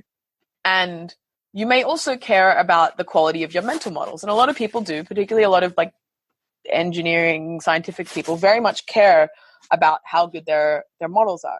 And maybe the reassurance I would make is that it is always possible to agree after you both feel safe. But until you both feel safe, it's very hard to agree. And too often what I've seen is a pattern where one person wants to agree, or wants to win the argument or something, and the other person sees that as attacking and retreats. And then the first person will kind of even go even further, trying to push, kind of bully them into submission or something. And then the second person is continually retreating. And the first person is wondering, why won't this person listen? The second person is wondering, why won't they get off my case? I feel terrified. And I think that like the most useful thing in this situation, and it does take some kind of mental space to do it, is to be able to just drop that and go like, can I put some space between me and the need to be right now? And B, what is it about this fact or this belief or whatever that I'm scared of losing? Because, like, I don't get super angry about, like, if someone was like, the sky is green, and like loudly yelled that at me, I'd be like, all right, dude, whatever. Like, this is an interesting experience. But if they said, I don't know, like, coercion is the only way to interact with people or something, then maybe they could succeed in getting me to like get all angry at them and kind of feel defensive. And I think Paul Graham's got an article about this idea that anything that you associate with your identity is something that becomes like an attack vector. But the basic idea is if you have a need to be right, often what that is you have a part of your identity that is scared of being wrong. If it's something that you are wrong about, but you don't really care, or it's not part of your identity, then you can be really relaxed about it, because you may discover that you're wrong, and then that's great. Like, you get to update. That's amazing. But yeah, I guess there's a dynamic where often people think, oh, I need to be right. And what's actually happening is their identity is like, shit, I'm getting attacked. I need to be right in order for my identity to be coherent. And so often recognizing that that's happening to you can help you diffuse this sort of I need to be right situation. It's rarely about being right. Like, honestly, in political situations, like where there's actual policy and there's actual decisions, like votes and stuff, then maybe. But most of the time, it's about identity. And I'm assuming you're going to agree with the last view, which is, people are just trying to meet needs versus they're inherently evil. That and thus we shouldn't punish them for that. And then also language being dynamic rather than static in our current language. Sometimes puts us in boxes. Yeah, so I'll go in quickly on the people. Just a point I want to make about the people aren't evil thing is people may not be evil, but they may still be profoundly destructive to you. Like, as in their personal, and I go back to karmic patterns, their personal patterns, karmic patterns, may be just interacting with yours in a very gnarly way. And that doesn't mean that, like, someone not being, just because someone isn't evil, that doesn't mean you have to hang around. Like, I actually use the analogy of like a bear. A bear isn't evil if it's like attacking you because you're threatening its cubs. That still doesn't mean you have to hang around and let the bear attack you, right? And so I think there is a sense in which you don't have to sacrifice personal protection at the altar of nobody's evil. And then just, I guess the thing I'll say about the language thing is it is pretty obvious that, language is evolving, but also we have this wonderful opportunity, particularly when we are connected across like the internet and various other kind of hyper-connected communities. The world is not perfectly explained in language. Like, words are pretty imprecise, but every time we try and explain something, we have the opportunity to kind of crisp up the possible handles that we use for things, like words being a type of handle on experience. And like, you might make something, or you might discover a use of language that's actually really clear and really conveys some idea really well, and then kind of popularize that, and then suddenly that concept exists in like idea space, and it didn't necessarily. Like, I remember that there was a time that I didn't understand the idea of holding space for somebody. Like I may have done it, but I didn't know like if you said that, I wouldn't have known what you meant. And now it's something that is like very commonly used in my friend circle. Like, people will ask me to hold space for them, or I'll say, hey, like, can you hold some space for me? And everyone knows what that means. And it's just a powerful kind of concept to be able to communicate. I guess basically what I'm trying to say is like innovation and communication is useful and fun and valuable. I think going back to the question about, people aren't evil, but they could be causing problems for you. The question is, like, how do you change behavior, or how should behavior be regulated? And is it is it carrot and stick motivation versus, appealing to their better nature and just like aligning incentives in some way?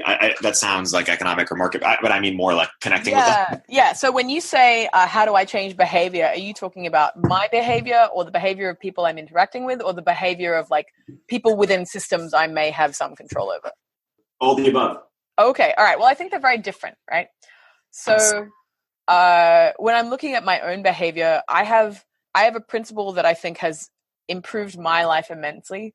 And I think it's taken me a few years to actually get to the point where I'm able to implement it, which is I very strongly avoid internal self-violence. And this sounds like, well, obviously, you're not going to hit yourself. But actually, a lot of people who grow up in a normal society, in schools, with kind of normal parents, normal social environments, will end up internalizing a lot of fairly violent behavioral kind of modifications. And there's a lot of shame and there's a lot of energy being expended to kind of hold up a system inside you that regulates your behavior in a way that society approves of. And these take a lot of effort. Like, there's a lot of energy that goes into being, quote unquote, like being a bad person and not being good enough, and like all of these sorts of memes.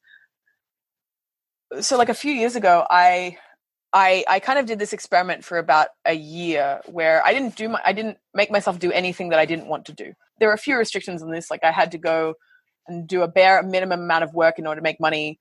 I needed to eat food and stuff like that. But by and large, I didn't make myself do anything I didn't want to. And over the course of that year, I discovered, I basically healed the relationship I had with myself, is one way of putting it.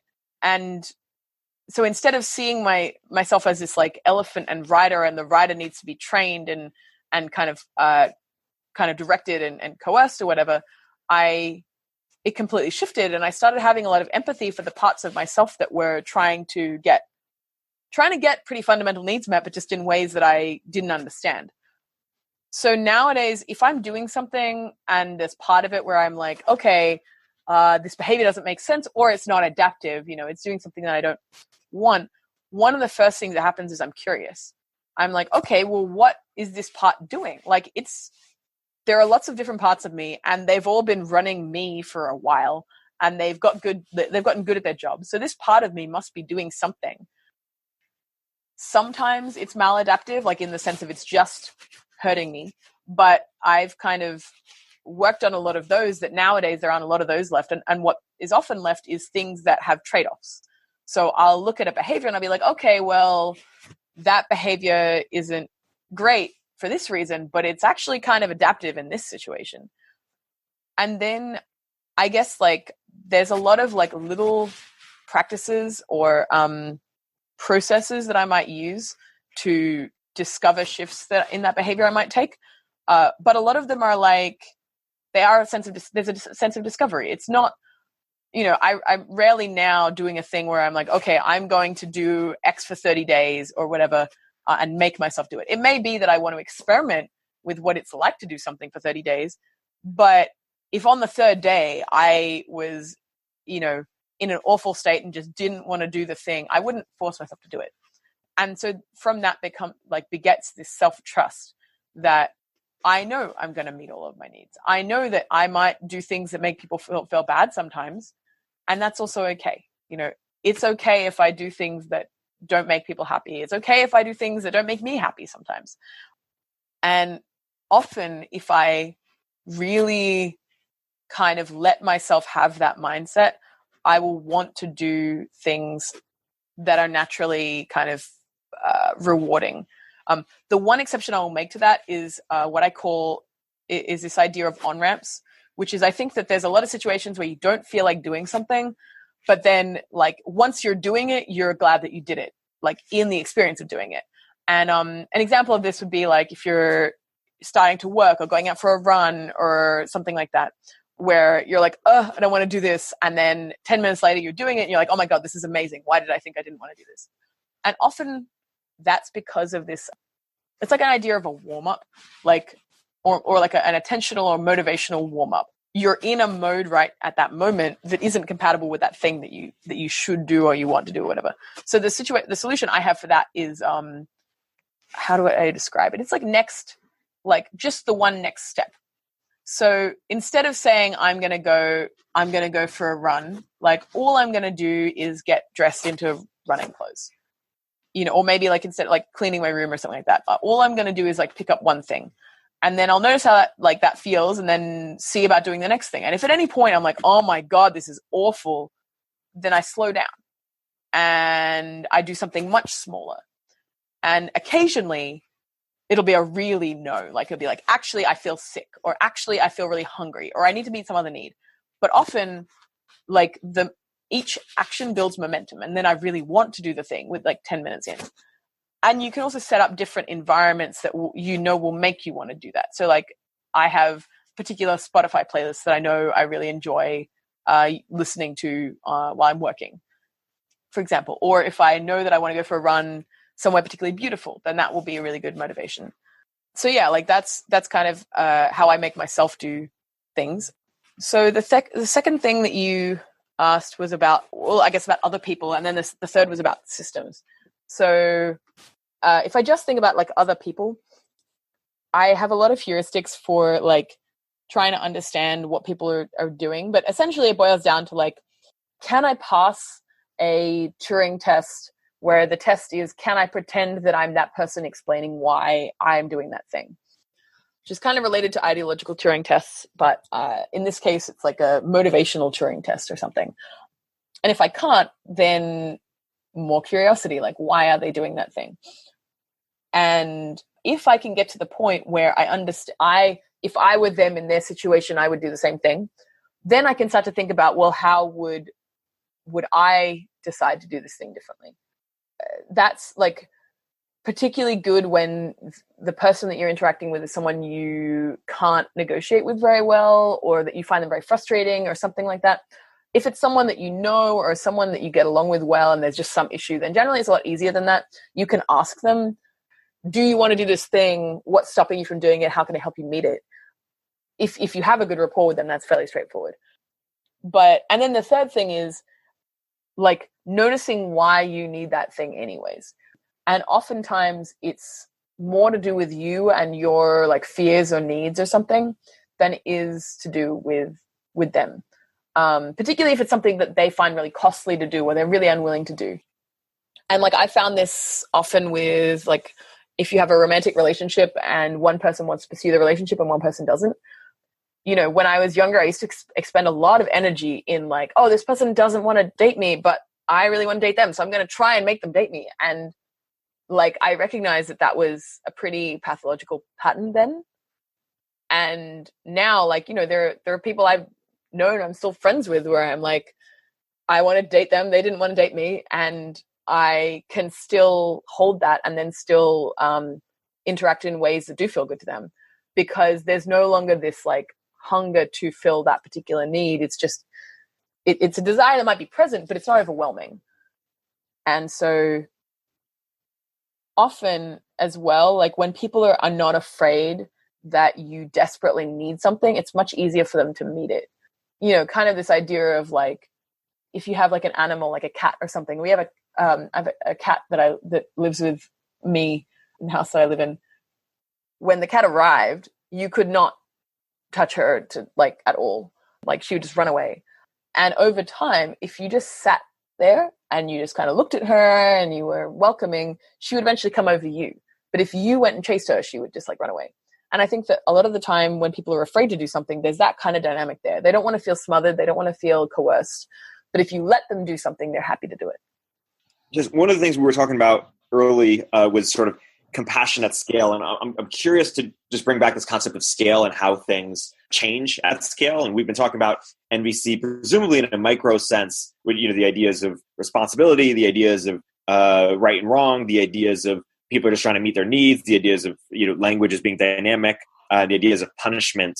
How do you think that those things or some of those things change at scale? And how do you think about, you know, this famous line of, you know, with my family, I'm a communist, friends, socialist, you know, Republican, I'm a state or whatever. Just as things change at scale, you sort of decentralize things. What do you think about this concept?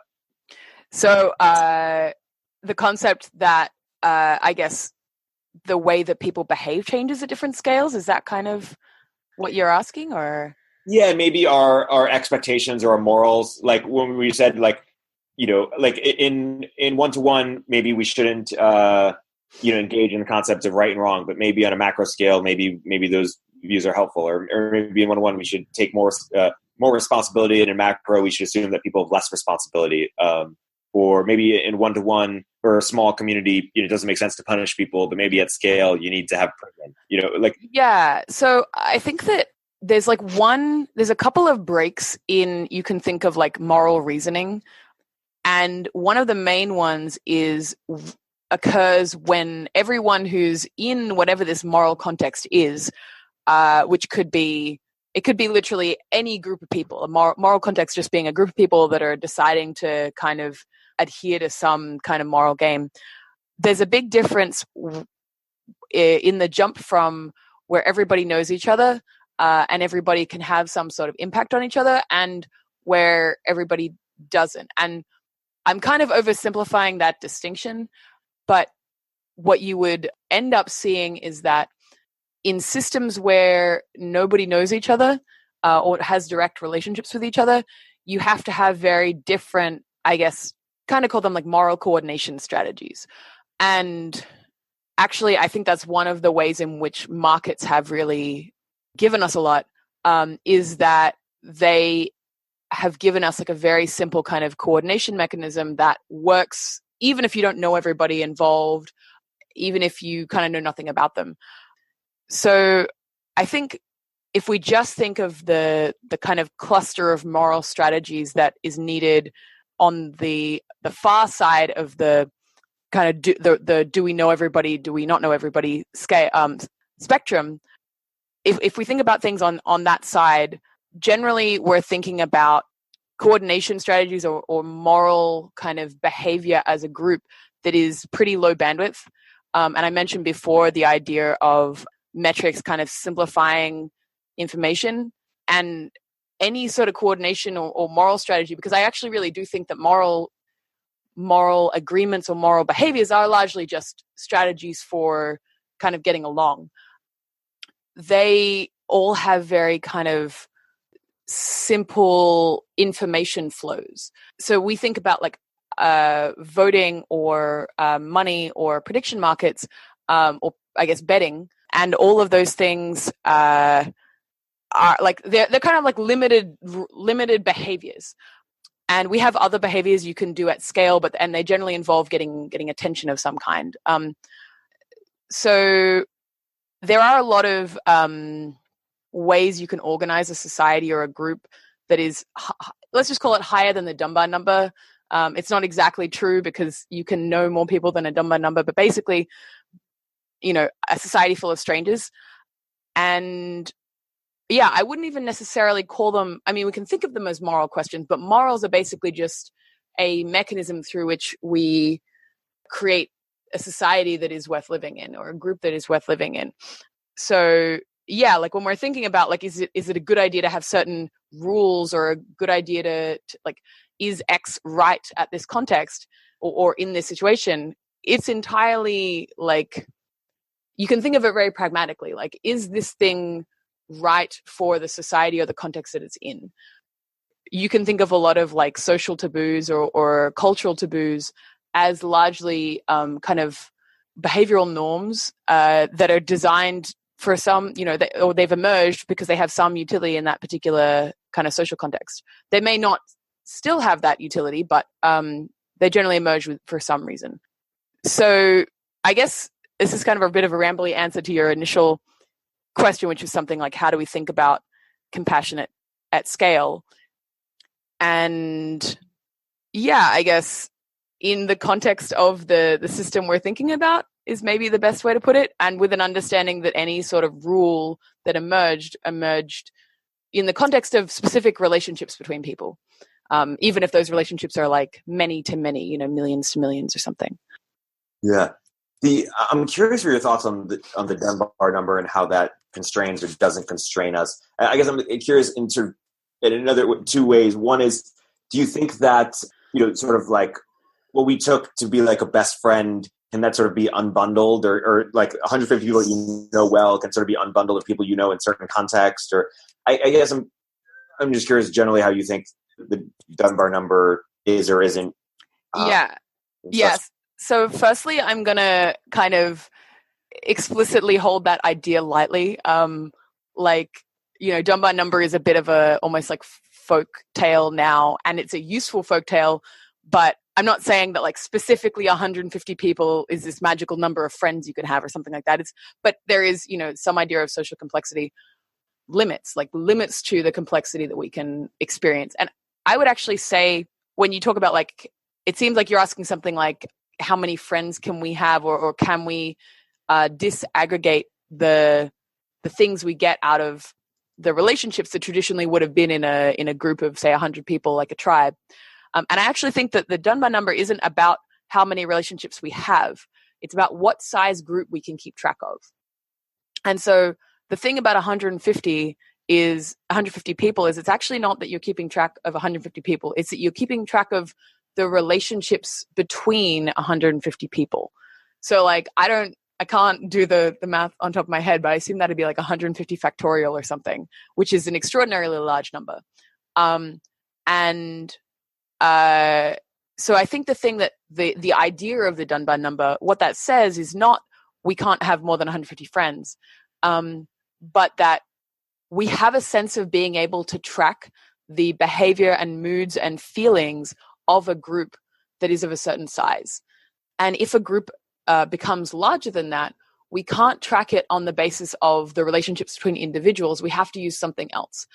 And we have many ways of doing this. We've obviously, all of us are part of groups that are bigger than 150, even by virtue of being born in a country. A country is a group of people that is bigger than 150 people. So we have other ways of, I guess, tracking the relationships in those groups. And generally it is some form of simplification or abstraction.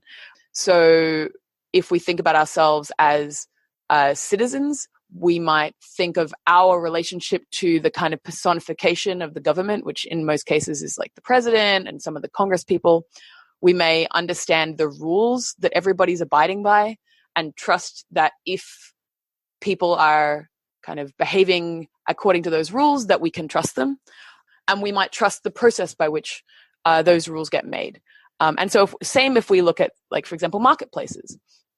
I may not trust some random person who I get into an Uber with, or I rent an Airbnb from, but I trust kind of that they're self-interested and that it's in their self-interest to help me. There's a term for it, I can't remember what it is right now, but it's like mutually aligned self-interest or something like that, is kind of the beauty of markets and capitalism in general, that I don't need to actually know anything about you.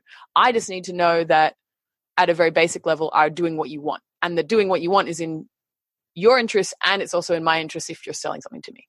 So yeah, I think that we have already come up with a lot of strategies for having groups that are bigger than a Dunbar number size. And we obviously have more than 150 friends or connections and people that we track. And you would obviously be very familiar with this, being someone who talks to a lot of different people.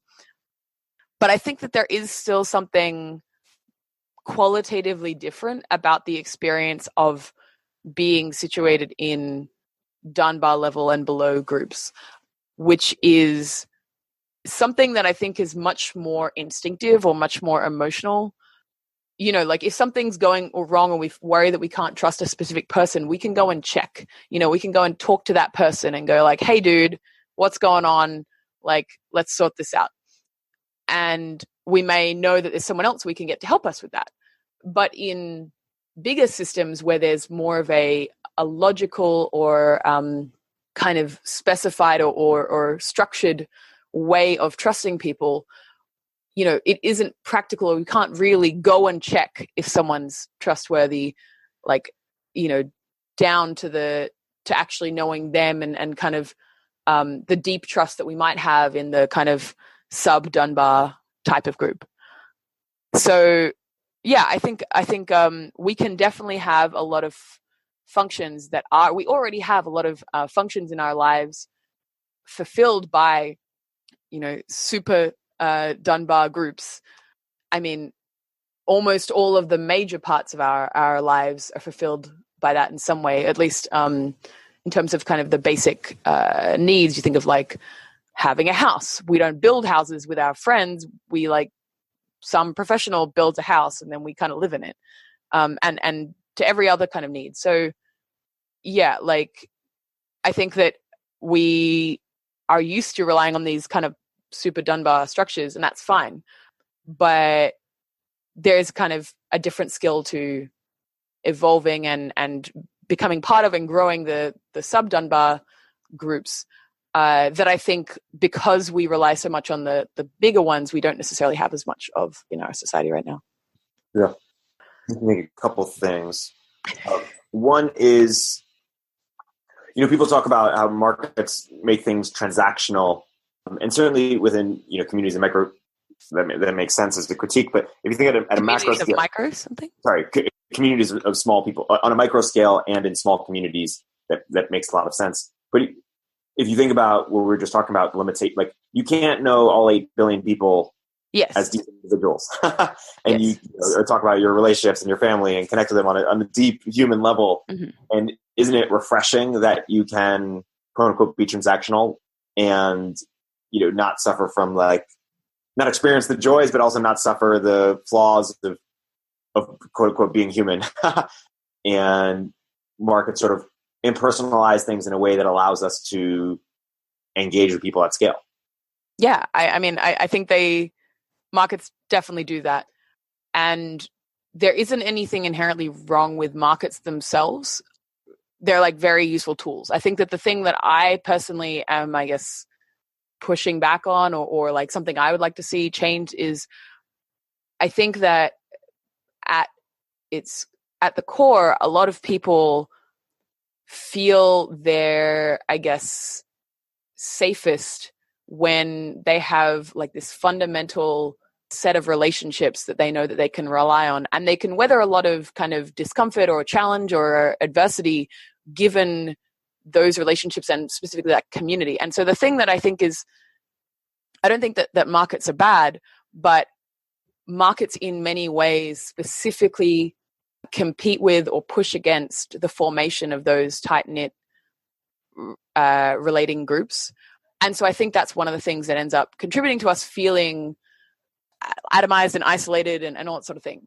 I don't need all of my needs to be fulfilled by someone that I'm very close to. And in fact, it's great that, I can pay someone to, fly an airplane that I'm on or grow food for me or make a bicycle that I use, that's great.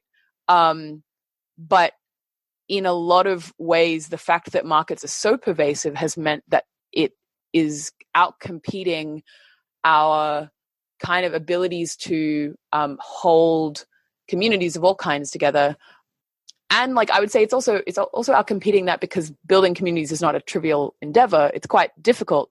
And when, you have a lot of shiny alternatives, it's very hard to convince to I guess, continuously bring people together. And things like family traditions and stuff have always kind of been useful in this regard. But, there's this uphill battle. If you've got families, for example, spread across the world or with vastly different kind of work schedules or something like that, all of the reasons that they are in those places and doing those things is at the end of the day somewhat financial, economic, but it has this resulting impact on the family community. And so, yeah, markets are good, and markets unchecked can just make us really unhappy, make us really miserable as groups of people, because we are lacking that kind of fundamental safety that has been part of human experience for millennia. So how can we take the good of what markets bring us but be happy? What do we do? Oh man, this is the question, right? This is the thing that I'm this is the reason why if I haven't gone to bed by 2 a.m., I haven't gone to bed by 2 a.m. This is the thing that keeps me up, thinking about. One of the things that I think about personally a lot is how do you balance between the kind of rich novelty or aggregation or whatever of networks and the long-term gains of commitment. So that sounds kind of abstract, but I guess the concrete example is, I live in San Francisco, and San Francisco is or the Bay Area in general is a pretty interesting place because a lot of the people who live there aren't from there. And then there are a lot of people who, once they move there, do want to live there kind of permanently. And there's this kind of conflict or fundamental problem, which is like, once you've got people who want to commit to building longer term relationships, how do you actually kind of formalize those commitments or make those commitments stick? You know, the Bay Area also has a reputation for being flaky, and people are horrendously flaky all of the time because there are so many options for what someone could do at any given moment that, you know, having people be where they say they're going to be is kind of difficult. And there's a few ways of looking at this. One is at the community organizer level, or the like community organizer or church organizer or family organizer, anyone who's trying to organize a smallish group of people. And then that's kind of like, what tools do you have available? And there are some tools that already exist. We have some kind of like cultural norms that say, you know, you should stay together. Like some of the ones around family, around marriage and things like that are like, well, look, there's cultural kind of expectations that you'll stay together and you'll kind of work on those relationships. And one of the things I'm interested in is groups that are building norms around working on and deeply committing to non-romantic relationships. So co-living relationships or collaborator relationships, things like that. They're definitely not at the state of like what we understand as, for example, marriage today. Marriage is something that is like pretty, as a set of commitments, it's been around for a very long time and it's pretty established. But yeah, like at least from my kind of perspective from, for example, the relationship anarchy community. Relationship anarchy, one of the, I guess, core tenets is seeing all relationships as fundamentally valuable and not inherently of different kinds or different values. So just because one relationship is romantic and one relationship is platonic doesn't necessarily mean that the romantic one has to be valued over the non-romantic one. And I think that the kind of ideas of that are definitely influencing a lot of people that I know who are like, well, look, you know, this person isn't my romantic partner, but this is someone that I, you know, for example, might want to buy property with, or I might want to live with for decades or something like that. And exploring those relationships, discussing what those commitments are like, making the commitments kind of as they are necessary, kind of in a very incremental person by person way. You know, it's kind of pretty intense work, but it's definitely important. Another thing on the kind of community organizer side, I always like half joke that I should just like start a cult. And I say this because I actually think that the criticism or the slur of cult, what it means is someone has chosen to make this group, however big it is, more important than their commitment to default society. And I think that's actually threatening to a lot of societal norms. And, you know, say what you want about like kind of harmful, charismatic leaders of cults, it's kind of a separate thing. But if you just think about a group that someone commits to, you know, in a higher sense than they commit to being a consumer or being a worker or being a citizen, that's, I think, like one lever that is still available to pull. We can't it's pretty hard to make countries anymore, and particularly if you're not doing it on the basis of kind of an ethnic identity. So we kind of, all of the world got colonized, and we're kind of a little bit jaded about worker identity, although that's definitely something that is pretty mainstream at the moment, of people identifying very strongly with their work. But I guess the problem with that is it is still very fundamentally contingent on you continuing to be a good worker, right? So if you like for whatever reason get sick and you can no longer work forever, like you're not going to continue to be a part of the community that you were working in. You might still be around it, but it's kind of your presence in that community is contingent on your ability to contribute to it. So that's not really a useful or like a reasonable kind of sustainable identity to build a community around. And then the third one, I guess, would be consumer.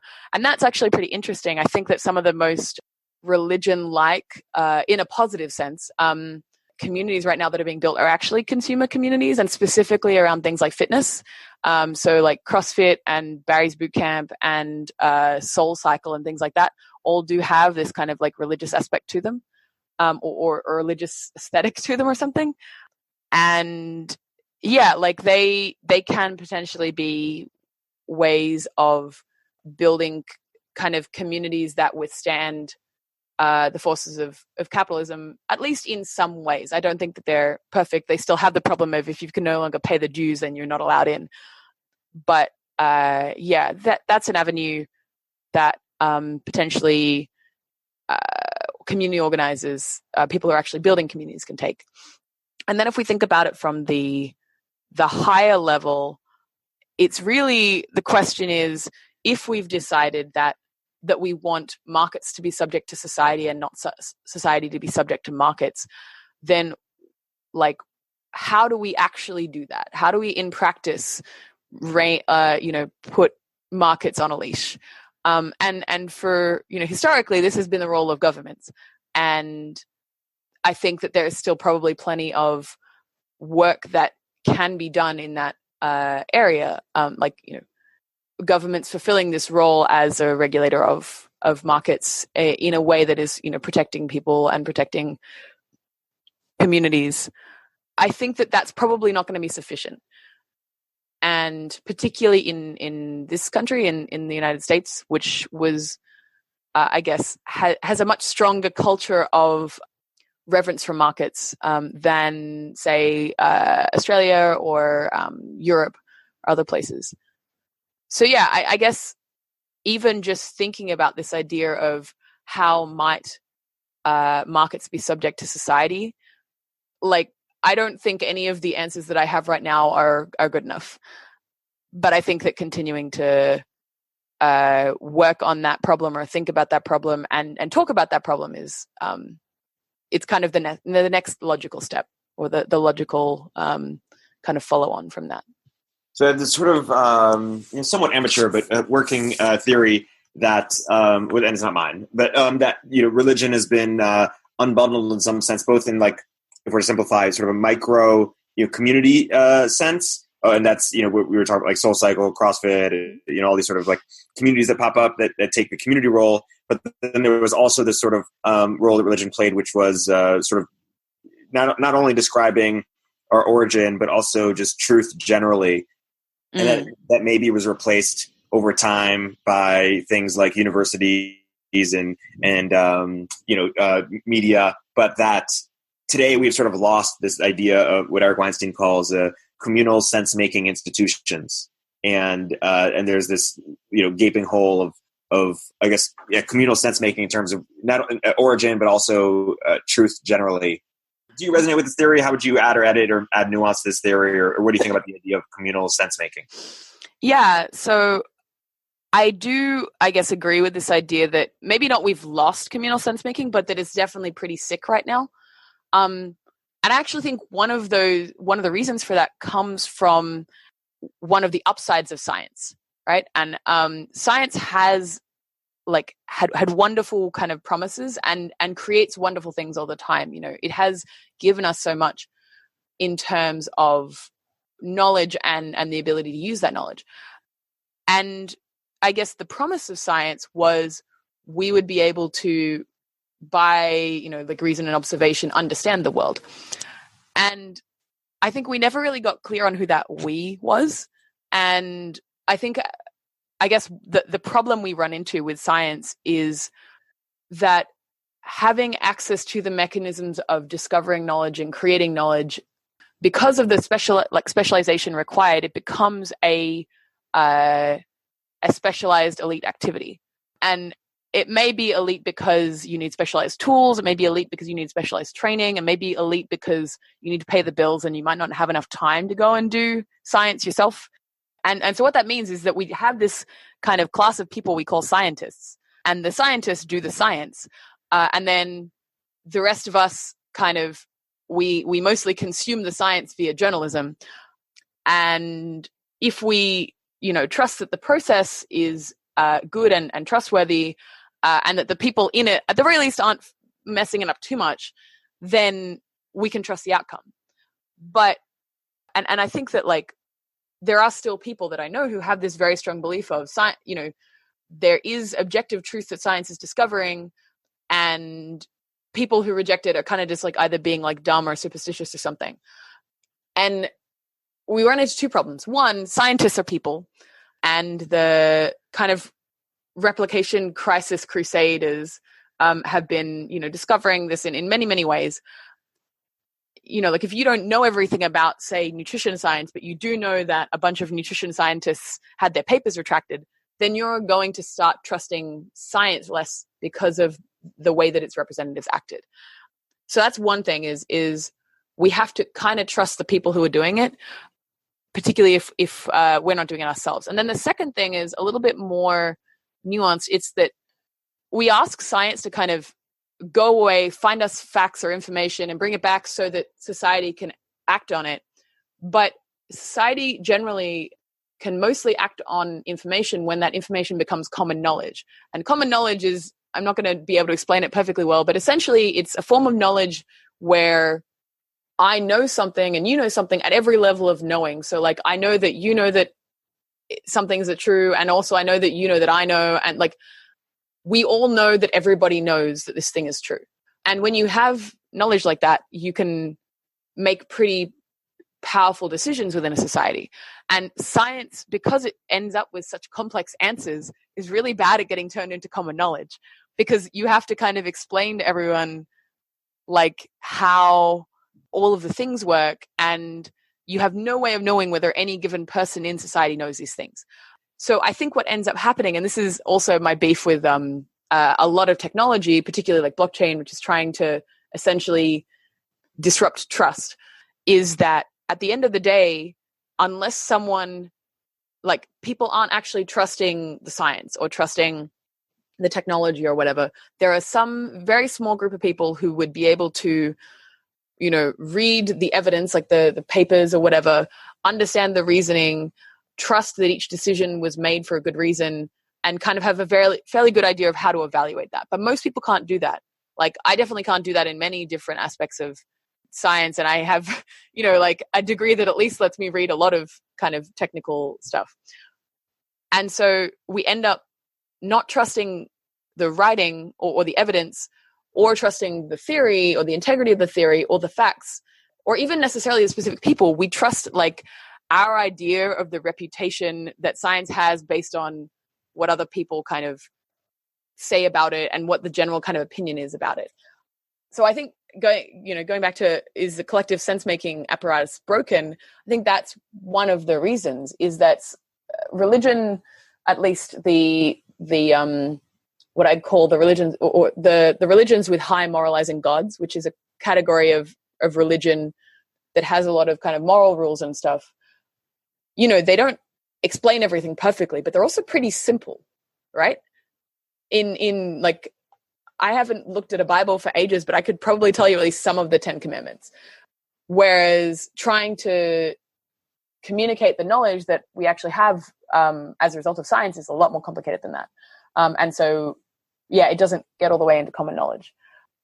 And so I actually think that using religion as so you talked about it as a way of kind of agreeing on truth collectively.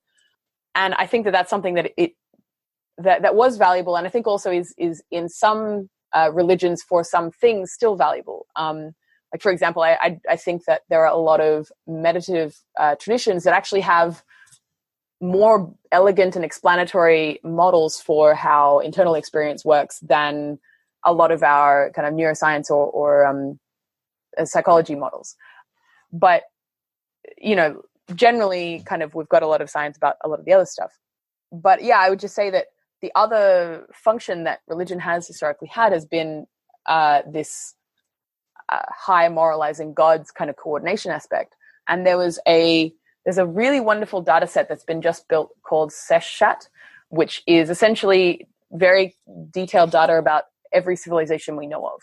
And one of their first studies they published based on this data set was about high moralizing gods, the emergence of religions that have big scary gods that kind of smite you if you do bad things.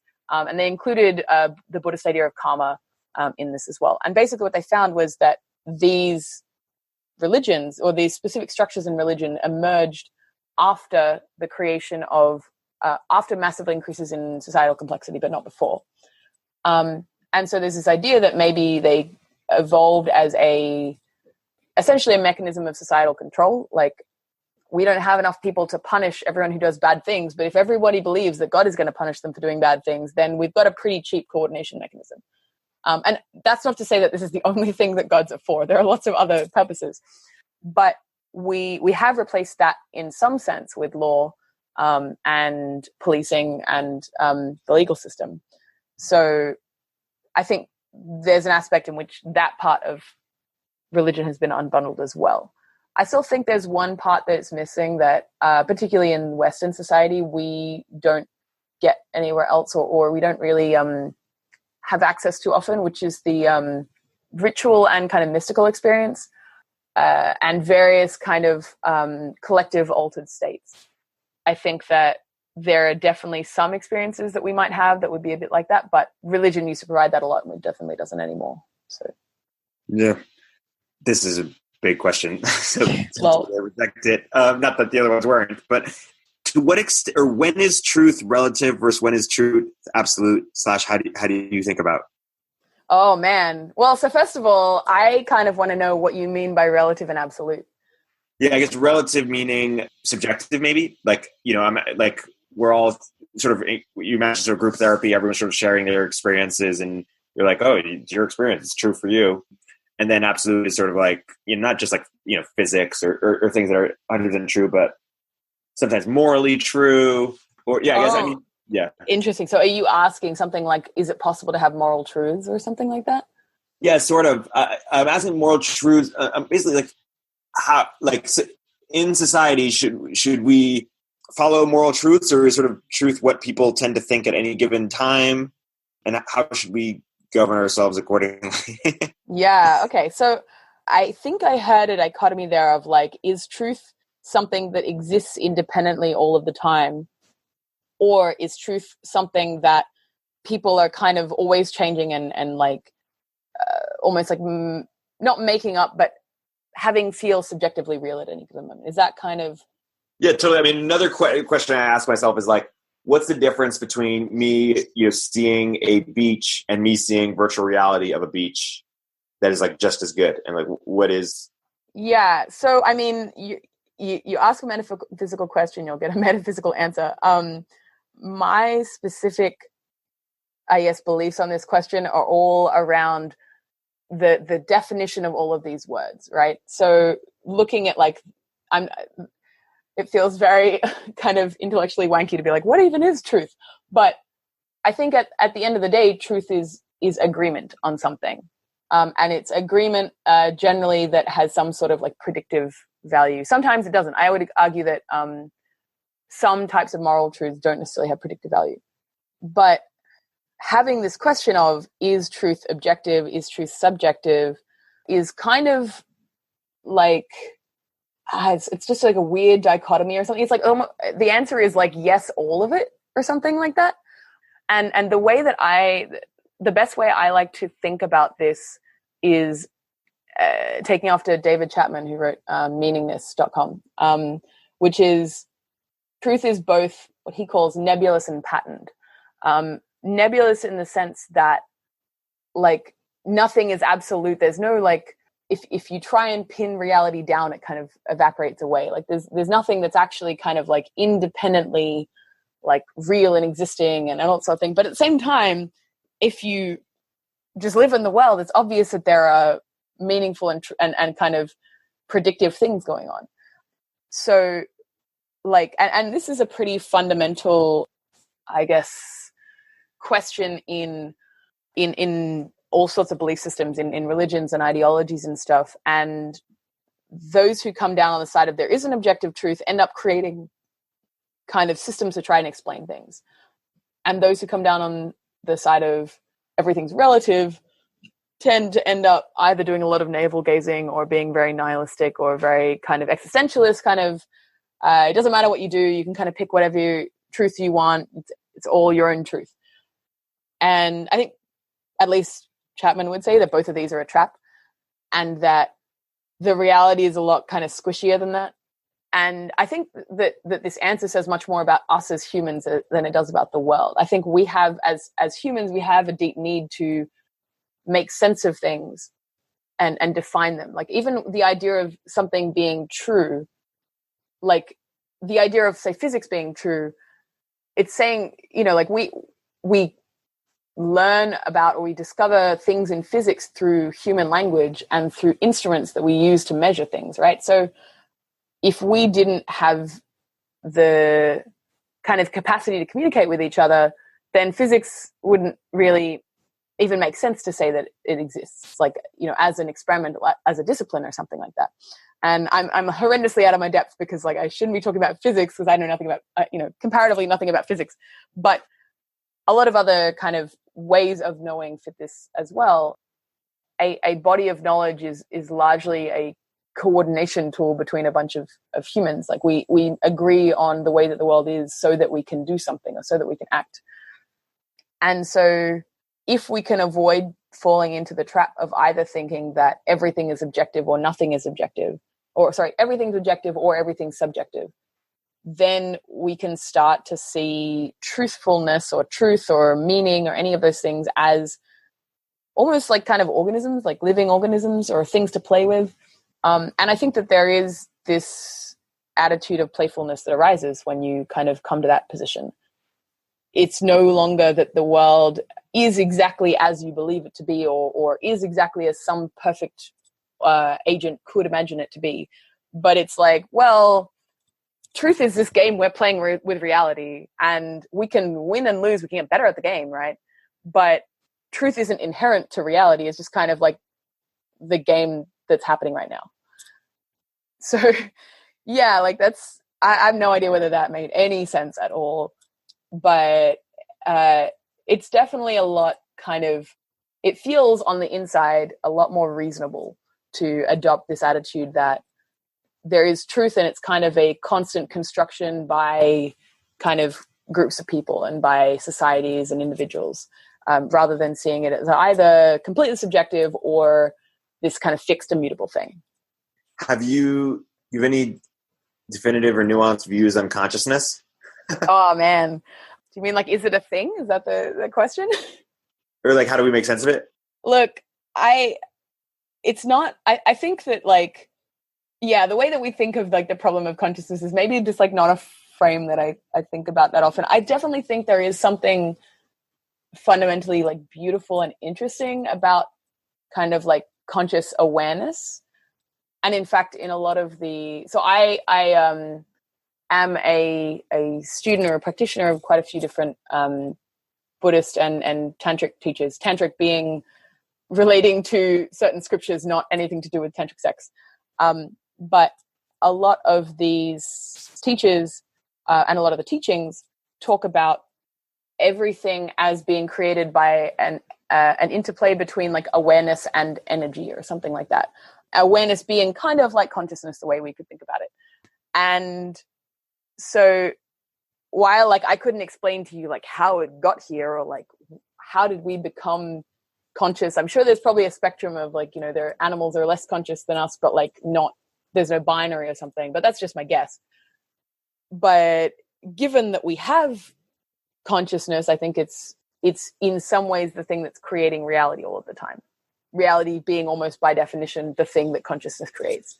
So the best thing I can do is kind of just point in various directions at learning more about these ideas, because I certainly don't have any kind of lucid explanation of this particular argument. But the people I can recommend are Dan Brown from The Pointing Out Way and Christopher Wallace, who wrote Tantra Illuminated, both of whom have explanations of this sort of thing that have made a lot of sense to me. But yeah, like, I don't know, man, I'm just a human. I didn't make the consciousness part. I just am it, I guess.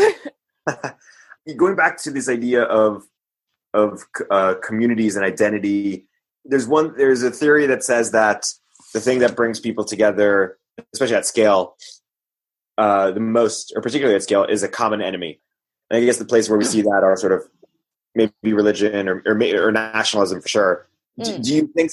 Do you buy that, or how do we coordinate people at scale across, certain values, or is that a flawed pretense? Or so we definitely coordinate better with a common enemy, 100%. Like, common enemies make it a lot easier to get people to do things. And I would actually say not necessarily common enemy, but common threat. It doesn't need to be a group or other people. I think almost like you could almost definitionally say that people aren't groups if there isn't either threat or like the potential for a lack of opportunity. We group ourselves in general because it's beneficial to do so and because we get something out of it, which means by contrast, we would lose something if we didn't have it. And so that's almost, I guess, tautologically true to say that groups function better because of a common enemy. I think the question that seems to be under that question is, in order to get some kinds of group cohesion, do we have to sacrifice other kinds? And so, for example, in order to get nation-state cohesion, do we have to sacrifice, peace at the international geopolitical level? Or in order to get like cohesion in various cities, do we have to get like intercity rivalries or something like that? And I don't know. I think that it is definitely possible in each case to build either like identities that don't have a lot of rivalry built in, or groups that don't have a lot of rivalry built in, or to base them on like non-life-threatening rivalries or something. And I actually think that sports are one of the best examples of this. Like, I can have an aggressively like fierce love for my sporting team, and you can have an aggressively fierce love for your sporting team. And like, yeah, it's at the end of the day, like, it's not like nobody's dying over this. I mean, maybe that might happen once in a blue moon, but it's definitely like, it's this cohesive force that doesn't create this kind of like external violence. And so I think that's one answer is games, not necessarily sports, that's one, but games that allow us to have kind of friendly competition while still kind of respecting that, we want those other groups to succeed as well. And the other is I mean, there isn't actually there's no lack of threats that we can come together to deal with that have nothing to do with other people. Like the ones that I kind of discussed earlier, like inequality, all of the existential risks and climate change and things like that. These are all enemies. And it's almost like we need to become a group in order to deal with those things. We need to become, say, like a group at the supranational level, at the global level, more so than we already are, in order to be able to deal with these things. But do we need to anthropomorphize them? Do we so I actually think that is one of the big gaps.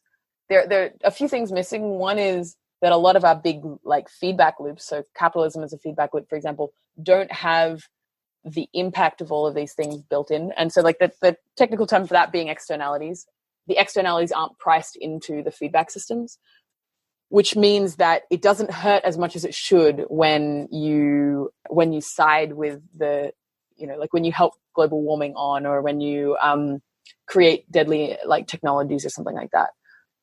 In part because because these systems are so big, you're not connected to the people who might be hurt by it, or the organisms or ecosystems that might be hurt by it. So that's one of them. I think that there is still a lot of value in I mentioned the idea of common knowledge before, but in creating very easily understandable common knowledge that personifies these risks. And I think that those of us who like work in tech and have fancy degrees and like talking about ideas all day, we kind of underestimate how simple you have to be in order to get an idea to the global level, right? Like you really can't undersimplify, because you have to cross so many different kind of like cultural translations. You have to go to people of all different kind of backgrounds and capacities, and they all have to understand something if you want it to become a knowledge. And so I actually think that movies, and specifically things like blockbusters, do a pretty good job of creating this kind of common knowledge. And I have a bit of a like not newfound, but like my respect for the way that Hollywood shapes our ideas of how society works is definitely increased, having watched some of its workings through my partner's work in film.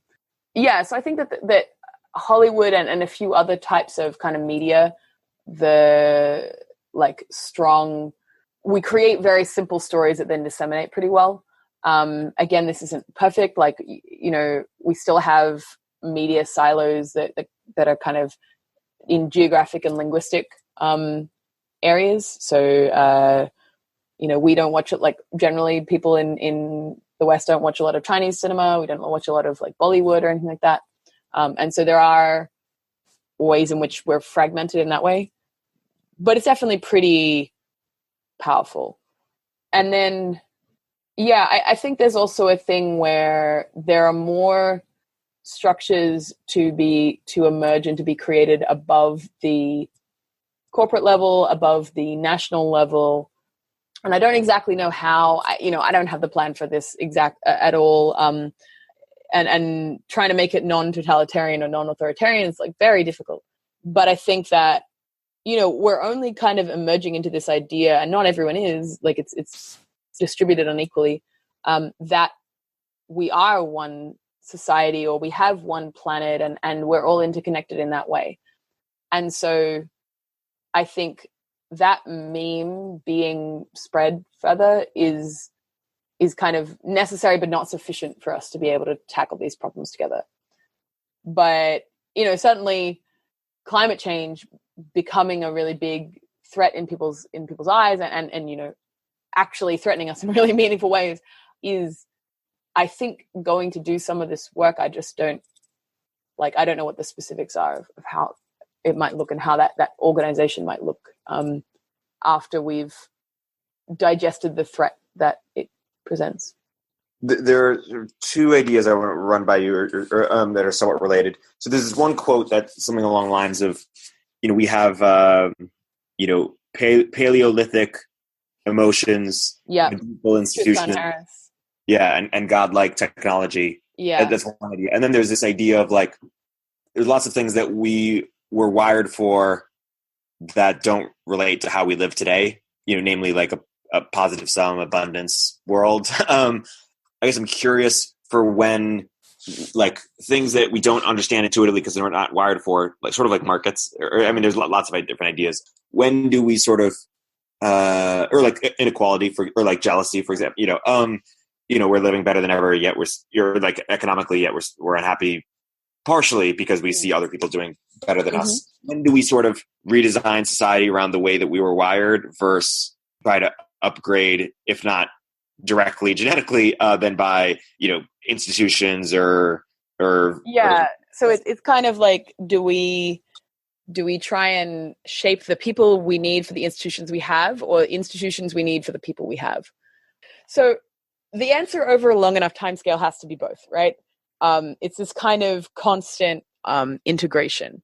But I think that at least my perspective is that right now, in the time period that we're in the period we are in the evolution of human society, that we've been on this expansion of the institution forcing the individual to change.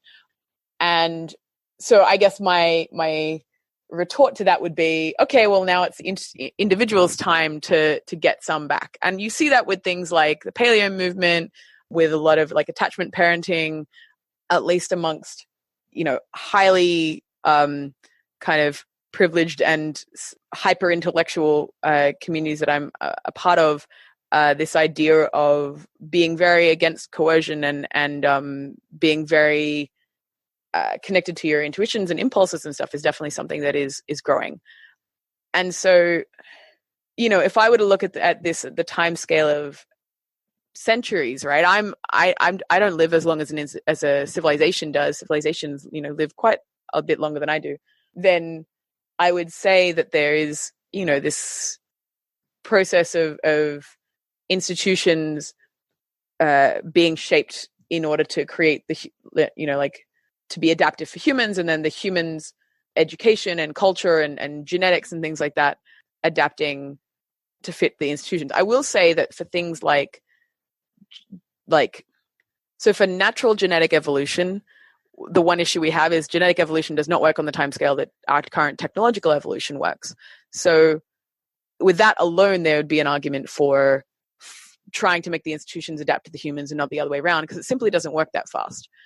And then, you could maybe say, well, look, we can just genetically engineer the humans, it'll be fine. But I would worry that we would essentially be very naive about it and make a lot of mistakes that make our society fragile very quickly. And I think that, for example, a lot of different interventions that we do are already doing that. The myriad ways in which we change people that kind of run short of genetic engineering. And I think we have for the last, even the last kind of 100 years or so of medicine and education and child rearing and stuff, we have tried to essentially educate people and bring people up to be citizens and members of society in a way that fits into society. And we're a little bit fucked up because of it, right?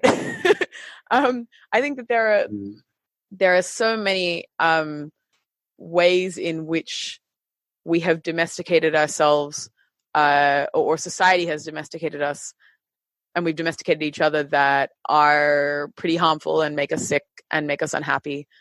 And, obviously some of the benefits we get out of that domestication, that collective domestication, are useful. But, right now, I think that the right direction to go is trying to turn down the domestication a little bit and kind of listen to the animal parts of us, and kind of let them be a little bit more important for a while. And can you sort of draw out a little bit what that might look like? Yeah. So, oh man, you're going to get to some very specific opinions I have. Please. Yeah. So I guess the easiest way to think of this is, what are the sets of behaviors that we suppress in humans as they get older? And what are the cultural, microcultural kind of behaviors that we don't have as much because they've been outcompeted by something else, or that we've said are bad and wrong and have generally suppressed.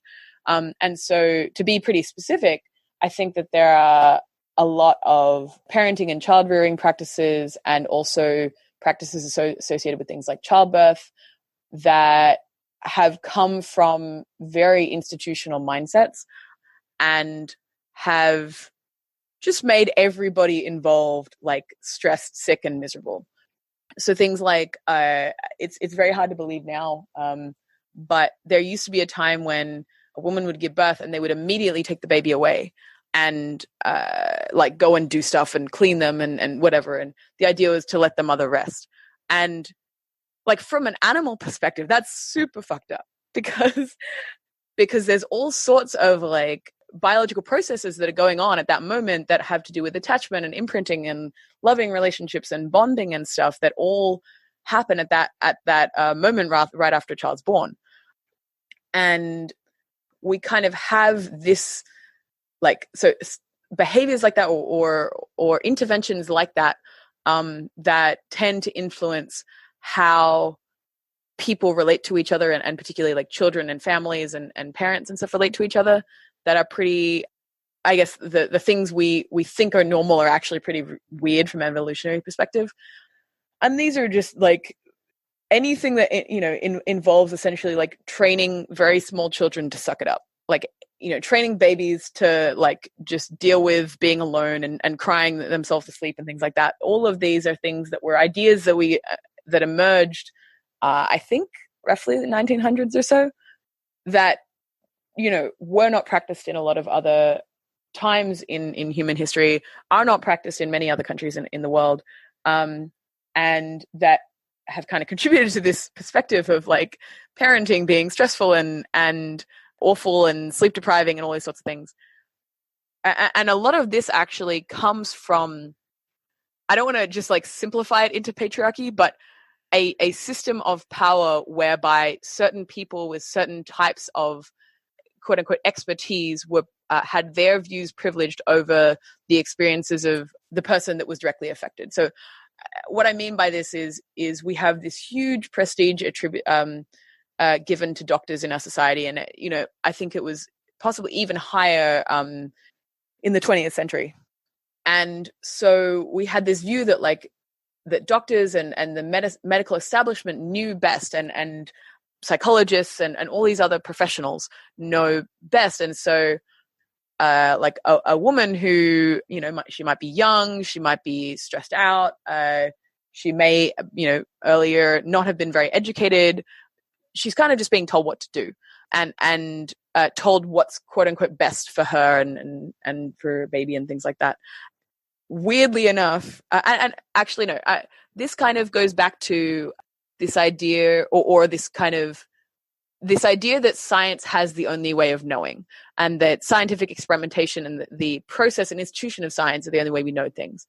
And this was pretty pervasive. This definitely influenced a lot of the way that society worked for a very long time and still does. So what we ended up with was, as say someone who is a parent or like a mother or a father, you don't know anything, you are not qualified to know things about, children or babies or whatever the thing is. And what we didn't know was that actually they do. It's just kind of more like it's embodied knowledge. And so it's knowledge that essentially evolution has given us over a very long period of time, because that was the thing that helped ensure our survival. And so I think that kind of embodied knowledge, in fact, the fight between embodied knowledge and institutional knowledge has been one of the things that has created a lot of these traumas of domestication, I'll call them. And so I touched on how that influences like child rearing and childbirth and things like that. But it's also, I think, true in a lot of healthcare. We're more likely to take medications, even if they might be pretty dangerous to us, or have surgery, even if it's going to be dangerous to us, because we trust, we're kind of told, well, this is the way that knowledge is produced, and these people are right, and we've decided in our society that they're right. That isn't to say that they aren't right. They might be right, but we haven't necessarily had this like a way of understanding that the embodied forms of knowledge are also potentially useful and valid. And so, yeah, I guess specific things are, I have so many beefs about school that I'm not going to go into right now, but there are many of us on Twitter who jokingly, not so jokingly, refer to it as child prison. But I think that a lot of the relationships we have to coercive institutions start with institutionalized schooling. And there are a lot of harms that get perpetuated because of the way that schools work and the relationships that we have to the institutions of school. I also think that there's a similar thing with work, and specifically like the idea that of professionalism, or that we only have, as a professional or a worker or something, that we're only really allowed to be a part of ourselves. We can't be a fully, dimensional human. We're an employee or a worker or a professional. And so I think that's another area where, I would love to see experimentation with professional cultures that there's kind of the cliche of bring your whole self to work, but I actually mean like modes of organization where people actually can do that, and they're protected economically and they're protected socially in order to be able to do that.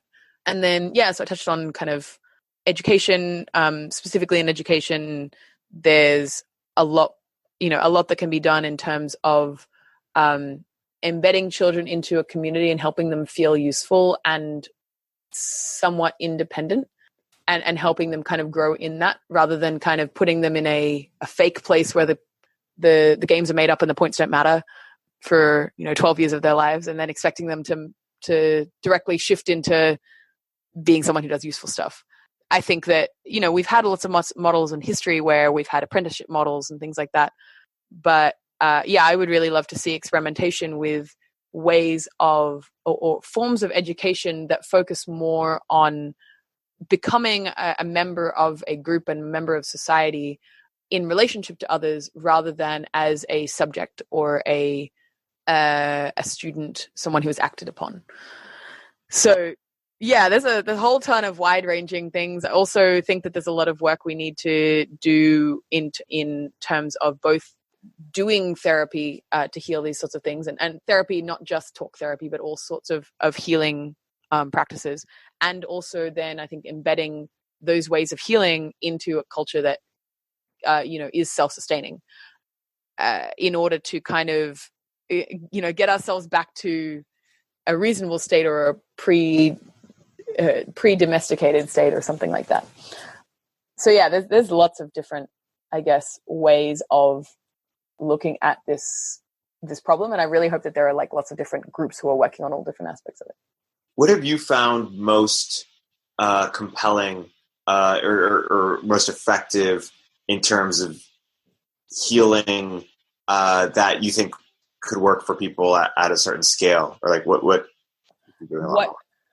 do you mean, like what kinds of therapies scale well? Is that kind of what kinds of therapy or institutions, or like if the goal is to, I think it was number 2 of de-traumatize or help people heal, like how do we do that scale? So I mention a therapeutic culture because I actually think that's therapeutic practices are ultimately relational, and mental health is ultimately relational. Like how we feel is something that exists in relation to others, and in relation to our role in our groups and our roles in society and stuff.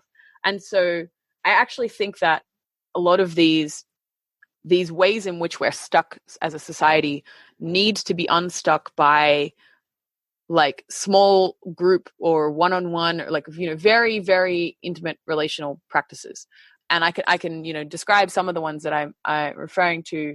One that I think is very useful. Well, actually, I'll back up for a second. Say that for every piece of advice, there's equal and opposite advice, and I think that part of the skill of people who are good at healing is knowing which kinds of therapies to use for which people and which kinds of issues.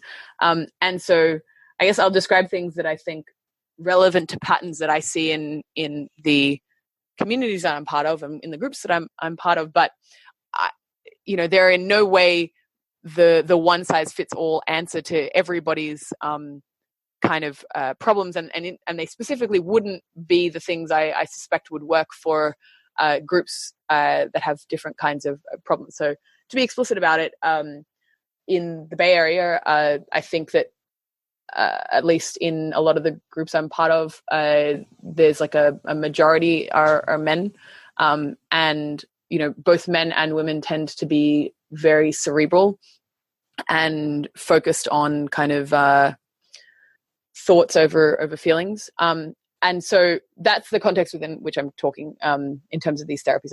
I'm not trying to make a claim about every type of group or every type of person, but for those groups, things like Gendelen's focusing have been very useful, which is, I guess there are like workshops and stuff you can do, but there's also like an audiobook that's like $15 or something, where he kind of leads you through it. It's a practice that is basically just helping you identify the sensations in your body and then map them to feelings. And particularly for people who their entire lives were told that feelings weren't important or that they were illegitimate or unwanted in some way, that can be really helpful. Circling is also a practice that is, I guess it's kind of related, but it's about essentially naming the somatic, meaning felt sense experiences that are going on at any moment. So yeah, those two are pretty useful. There's also like the authentic relating kind of movement, and there's a whole host of practices that people use associated with that.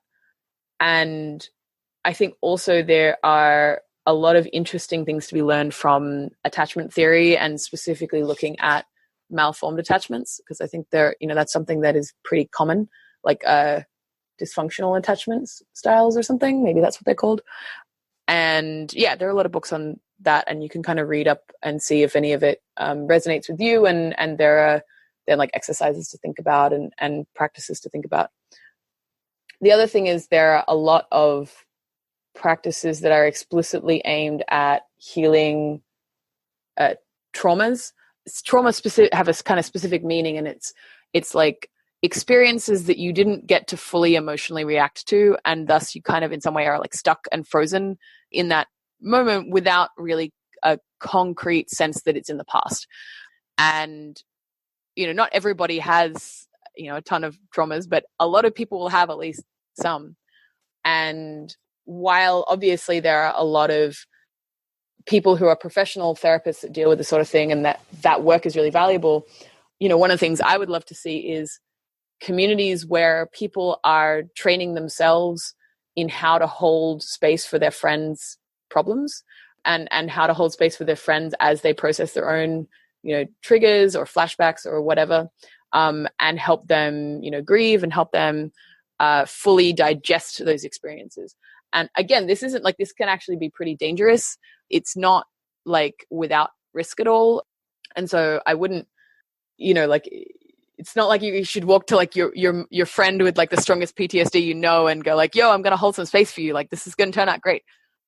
But it's definitely like, it's almost like there are aspects of like emotional first aid that I think it would be wonderful if a lot of people had these skills and were able to apply them helping people that they care about. Because I think that, professional therapy is wonderful. Professional therapists are wonderful, but we are limited by, you are limited by like the cost of them, or like whether your insurance will pay and all that kind of complex stuff. But then also they are humans that you, at the end of the day, are paying to be there. And there is often something very different about addressing something that made you feel profoundly hurt or profoundly unloved or profoundly isolated within the context of a relationship with somebody that you feel cares about you a lot. So yeah, those are kind of practices, the ones I mentioned earlier, and then the general approach, I guess, of helping people digest traumas that, these are things that I learn, these are things that a lot of my friends learn, and that I hope that, or it would be wonderful if, we collectively, everyone in society could grow a culture that made it more normal for people to build these skills and to be valued in their communities for these skills. And, where a lot of us did that, and it wasn't just relegated to, professionals that we might see an hour a week. Yeah. One thing I'll ask you about is this concept of, some people sort of use this phrase somewhat tongue-in-cheek, but somewhat seriously, of like ideas that are sort of outside the matrix or outside the realm of accepted discussion. And Paul Graham he's taken a lot of flack on Twitter recently, but he had this tweet where he's like, if you're going to, have innovative thoughts, they're effectively outside the mainstream, and you're, as a result, going to offend people. How do you think about sort of the concept of like the matrix of accepted ideas? And another, like Nadia Ekbal has this blog post that ideas are just like, or people are just hosts for ideas or something. Yeah. I don't know if it's related, but how do you think about that? Yeah. So I think, every society has the set of acceptable thoughts or acceptable like worldviews, and then the fringe worldviews, and then the taboo worldviews. And like, that's something that we have, developed. That's one of the kind of aspects of the kind of group coordination immune system that's evolved over a long time. And so, yeah, like I think that we have taboos. Yes. Like society has taboos, and some of those taboos exist for reasons that make sense to us. And some of those taboos make, the reasons that they exist don't make sense to us, or they might be actively harmful or something like that. I mean, yeah, breaking those taboos or going against them is going to be costly. Yeah. And should you do it anyways? I don't know. It depends. Like, do you have enough kind of resources in your life? And I mean, both like emotional resources and like career capital or financial resources, or whatever you want to call any of the ways that you like make sure that you're kind of economically safe. Yeah, like you can just like decide whether or not to be public about those, you know, those taboos. And like, there is an idea that like, I wish it weren't true, but I think it kind of is, that you get assigned some amount of like weirdness points, that like the way that people evaluate you has, you know, if you're like a lot like them, but then you've got like one thing different, then they'll be like, oh, that's okay. This is just, they're a little bit quirky. But then if every single thing about you is different from them, then you just like, you kind of register as having less personhood or something like that. And like, I don't want it to be true, because I want to be able to do all, you know, I want everyone that I know that's working on interesting improvements to the world to be able to kind of experiment with all these weird and wonderful things. And at the same time, I think it's probably true that at least to get adoption or to get approval from people, you need to start with what they understand and have at least some of the things that you're doing be communicated in or analogized to things that they understand and trust. And so, yeah, like I'm pretty lucky, and a lot of the things that I think about don't tend to be too far out of the acceptable things to think. And also that I have a few like, you know, identity markers or whatever that mean that there are some things I'm allowed to think that some other people aren't allowed to think and stuff like that. And like, yeah, I mean, it sucks. And I don't know what to do about that. At the same time, it's kind of always been that way in some way, shape or form. And some of those taboos are very helpful and necessary. They have, you know, this like cultural immune defense mechanism kind of role. So yeah, I don't know, like choose your weirdness wisely or something, like use your, like budget your weirdness points. I like that as many of us can't, right? You know, like I am lucky enough that I have a lot of the things, you know, like a lot of aspects of my life where I don't have to spend weirdness points, and many people do just by virtue of living, right? What do you think is the highest leverage way, and if we've talked about already, feel free to just summarize, to make us more positive sum, or to create situations in which people are more likely to want to collaborate instead of have sort of a scarcity mindset? Well, like one approach could be making sure that there's so much that there's not things to be scarce over, like economic growth, I guess. Yeah. So, I mean, like you ask kind of a pretty practical question in terms of like, what's the highest leverage thing? And one of the answers I have is not practical in the sense that you could go off and implement it tomorrow, but it's one of the ways that we're zero sum, or one of the reasons we're zero sum, is because we're embroiled in competitions for actually scarce resources. You know, like, you know, there's not enough food, or there's not enough, I don't know, mates or something like that. Like, you know, that it's something we're actually competing about, because in the real world there aren't enough of them. And we do still have some of these competitions, but we have a lot of them where we used to have that and now we don't. But we still do have a lot of zero-sum competitions, in part because we have these status competitions, and humans always like to compete for status. And status is in some ways, you know, like a ranked competition is always zero-sum. Like there will be a winner and there'll be losers, and there'll be people who are ordered in some way in the status competition. But one of the things that could be done is changing from a win-lose status game to either the kind of status game where you get status because I give you status and I also have it, so we kind of, everyone gets, I guess, lifted up, or more likely that kind of diversification of status games. And I think that the subculture, the emergence of subcultures in like the 60s and even ongoing today is definitely something that has actually done this. Like, you know, I can get status from my previous life as a body painter because I was, you know, one of the best in the world at it. But like, you know, the body painting subculture does not contain everybody, right? But it's still meaningful to kind of compete for status within those cultures. So like, essentially, you know, creating more status games that people can choose amongst, I think potentially could be one way of breaking this zero-sumness. And then the other is dismantling false or imagined scarcity. And so I think some of that is at a societal level, and some of that is at an individual, like kind of psychological level. But oftentimes we feel like we have scarcity when we don't. And that causes us to believe that things are limited when they're not.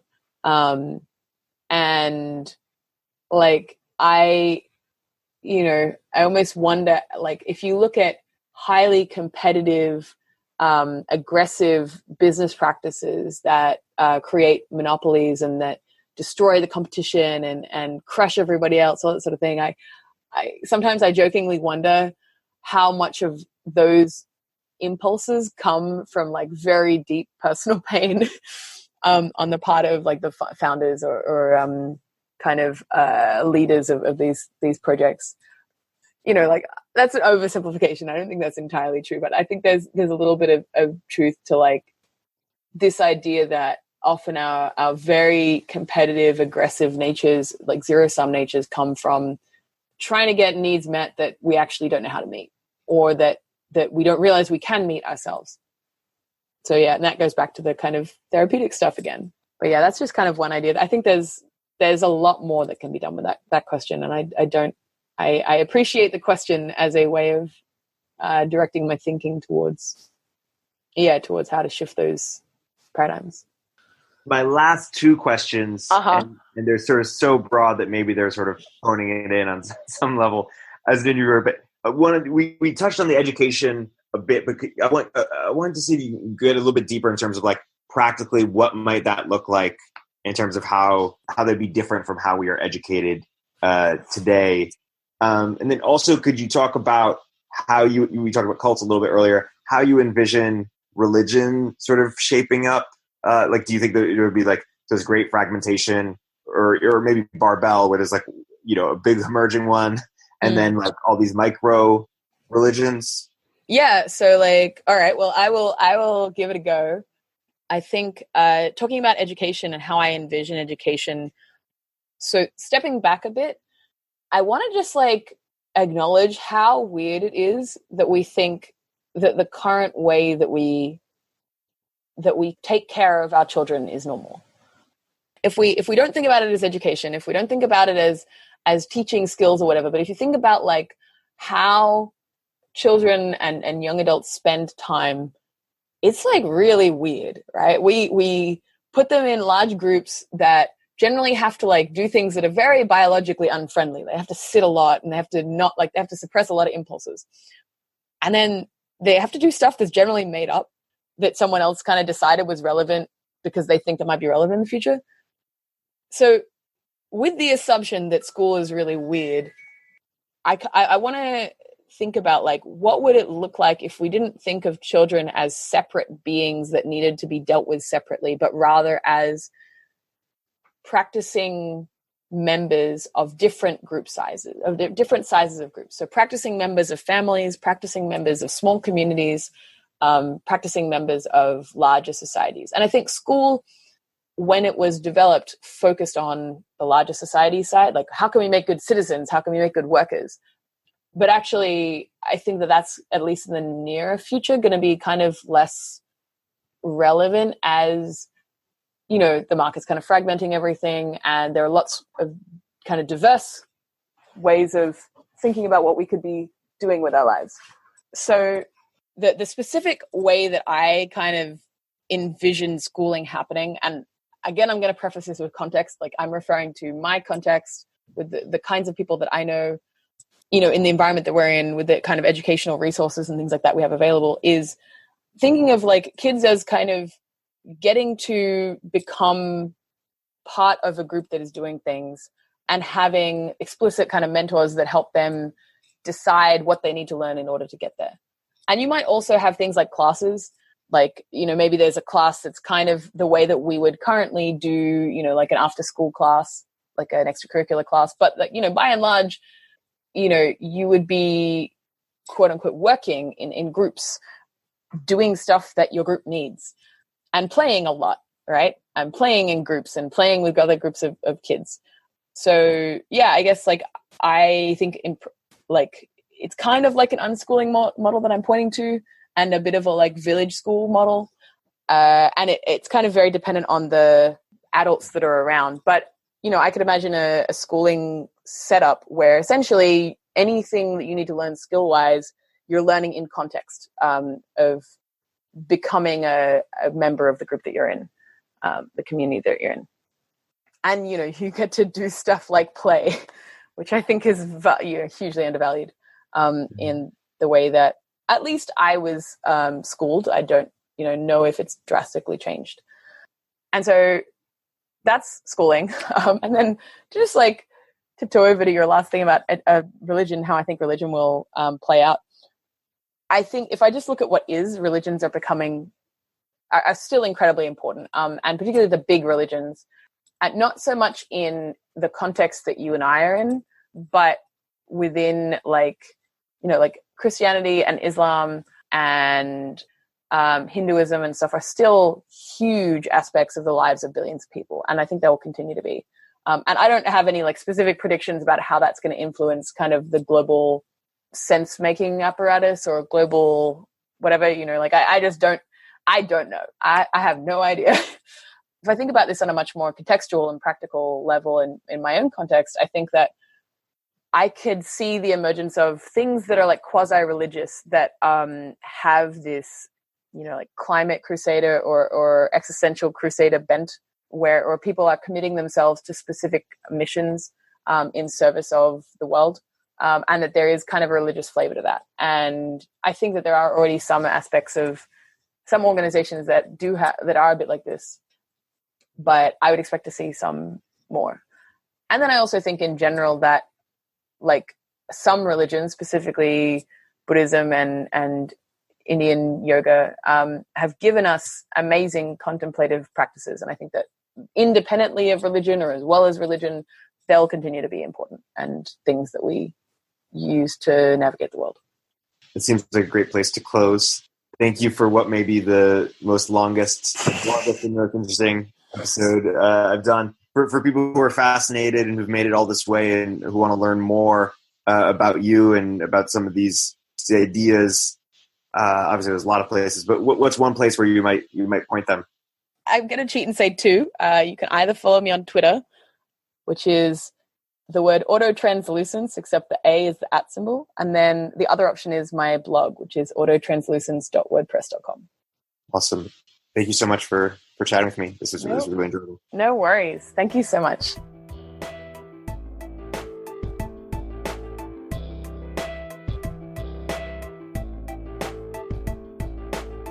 If you're an early stage entrepreneur, we'd love to hear from you. Please hit us up at villageglobal.vc/network catalyst.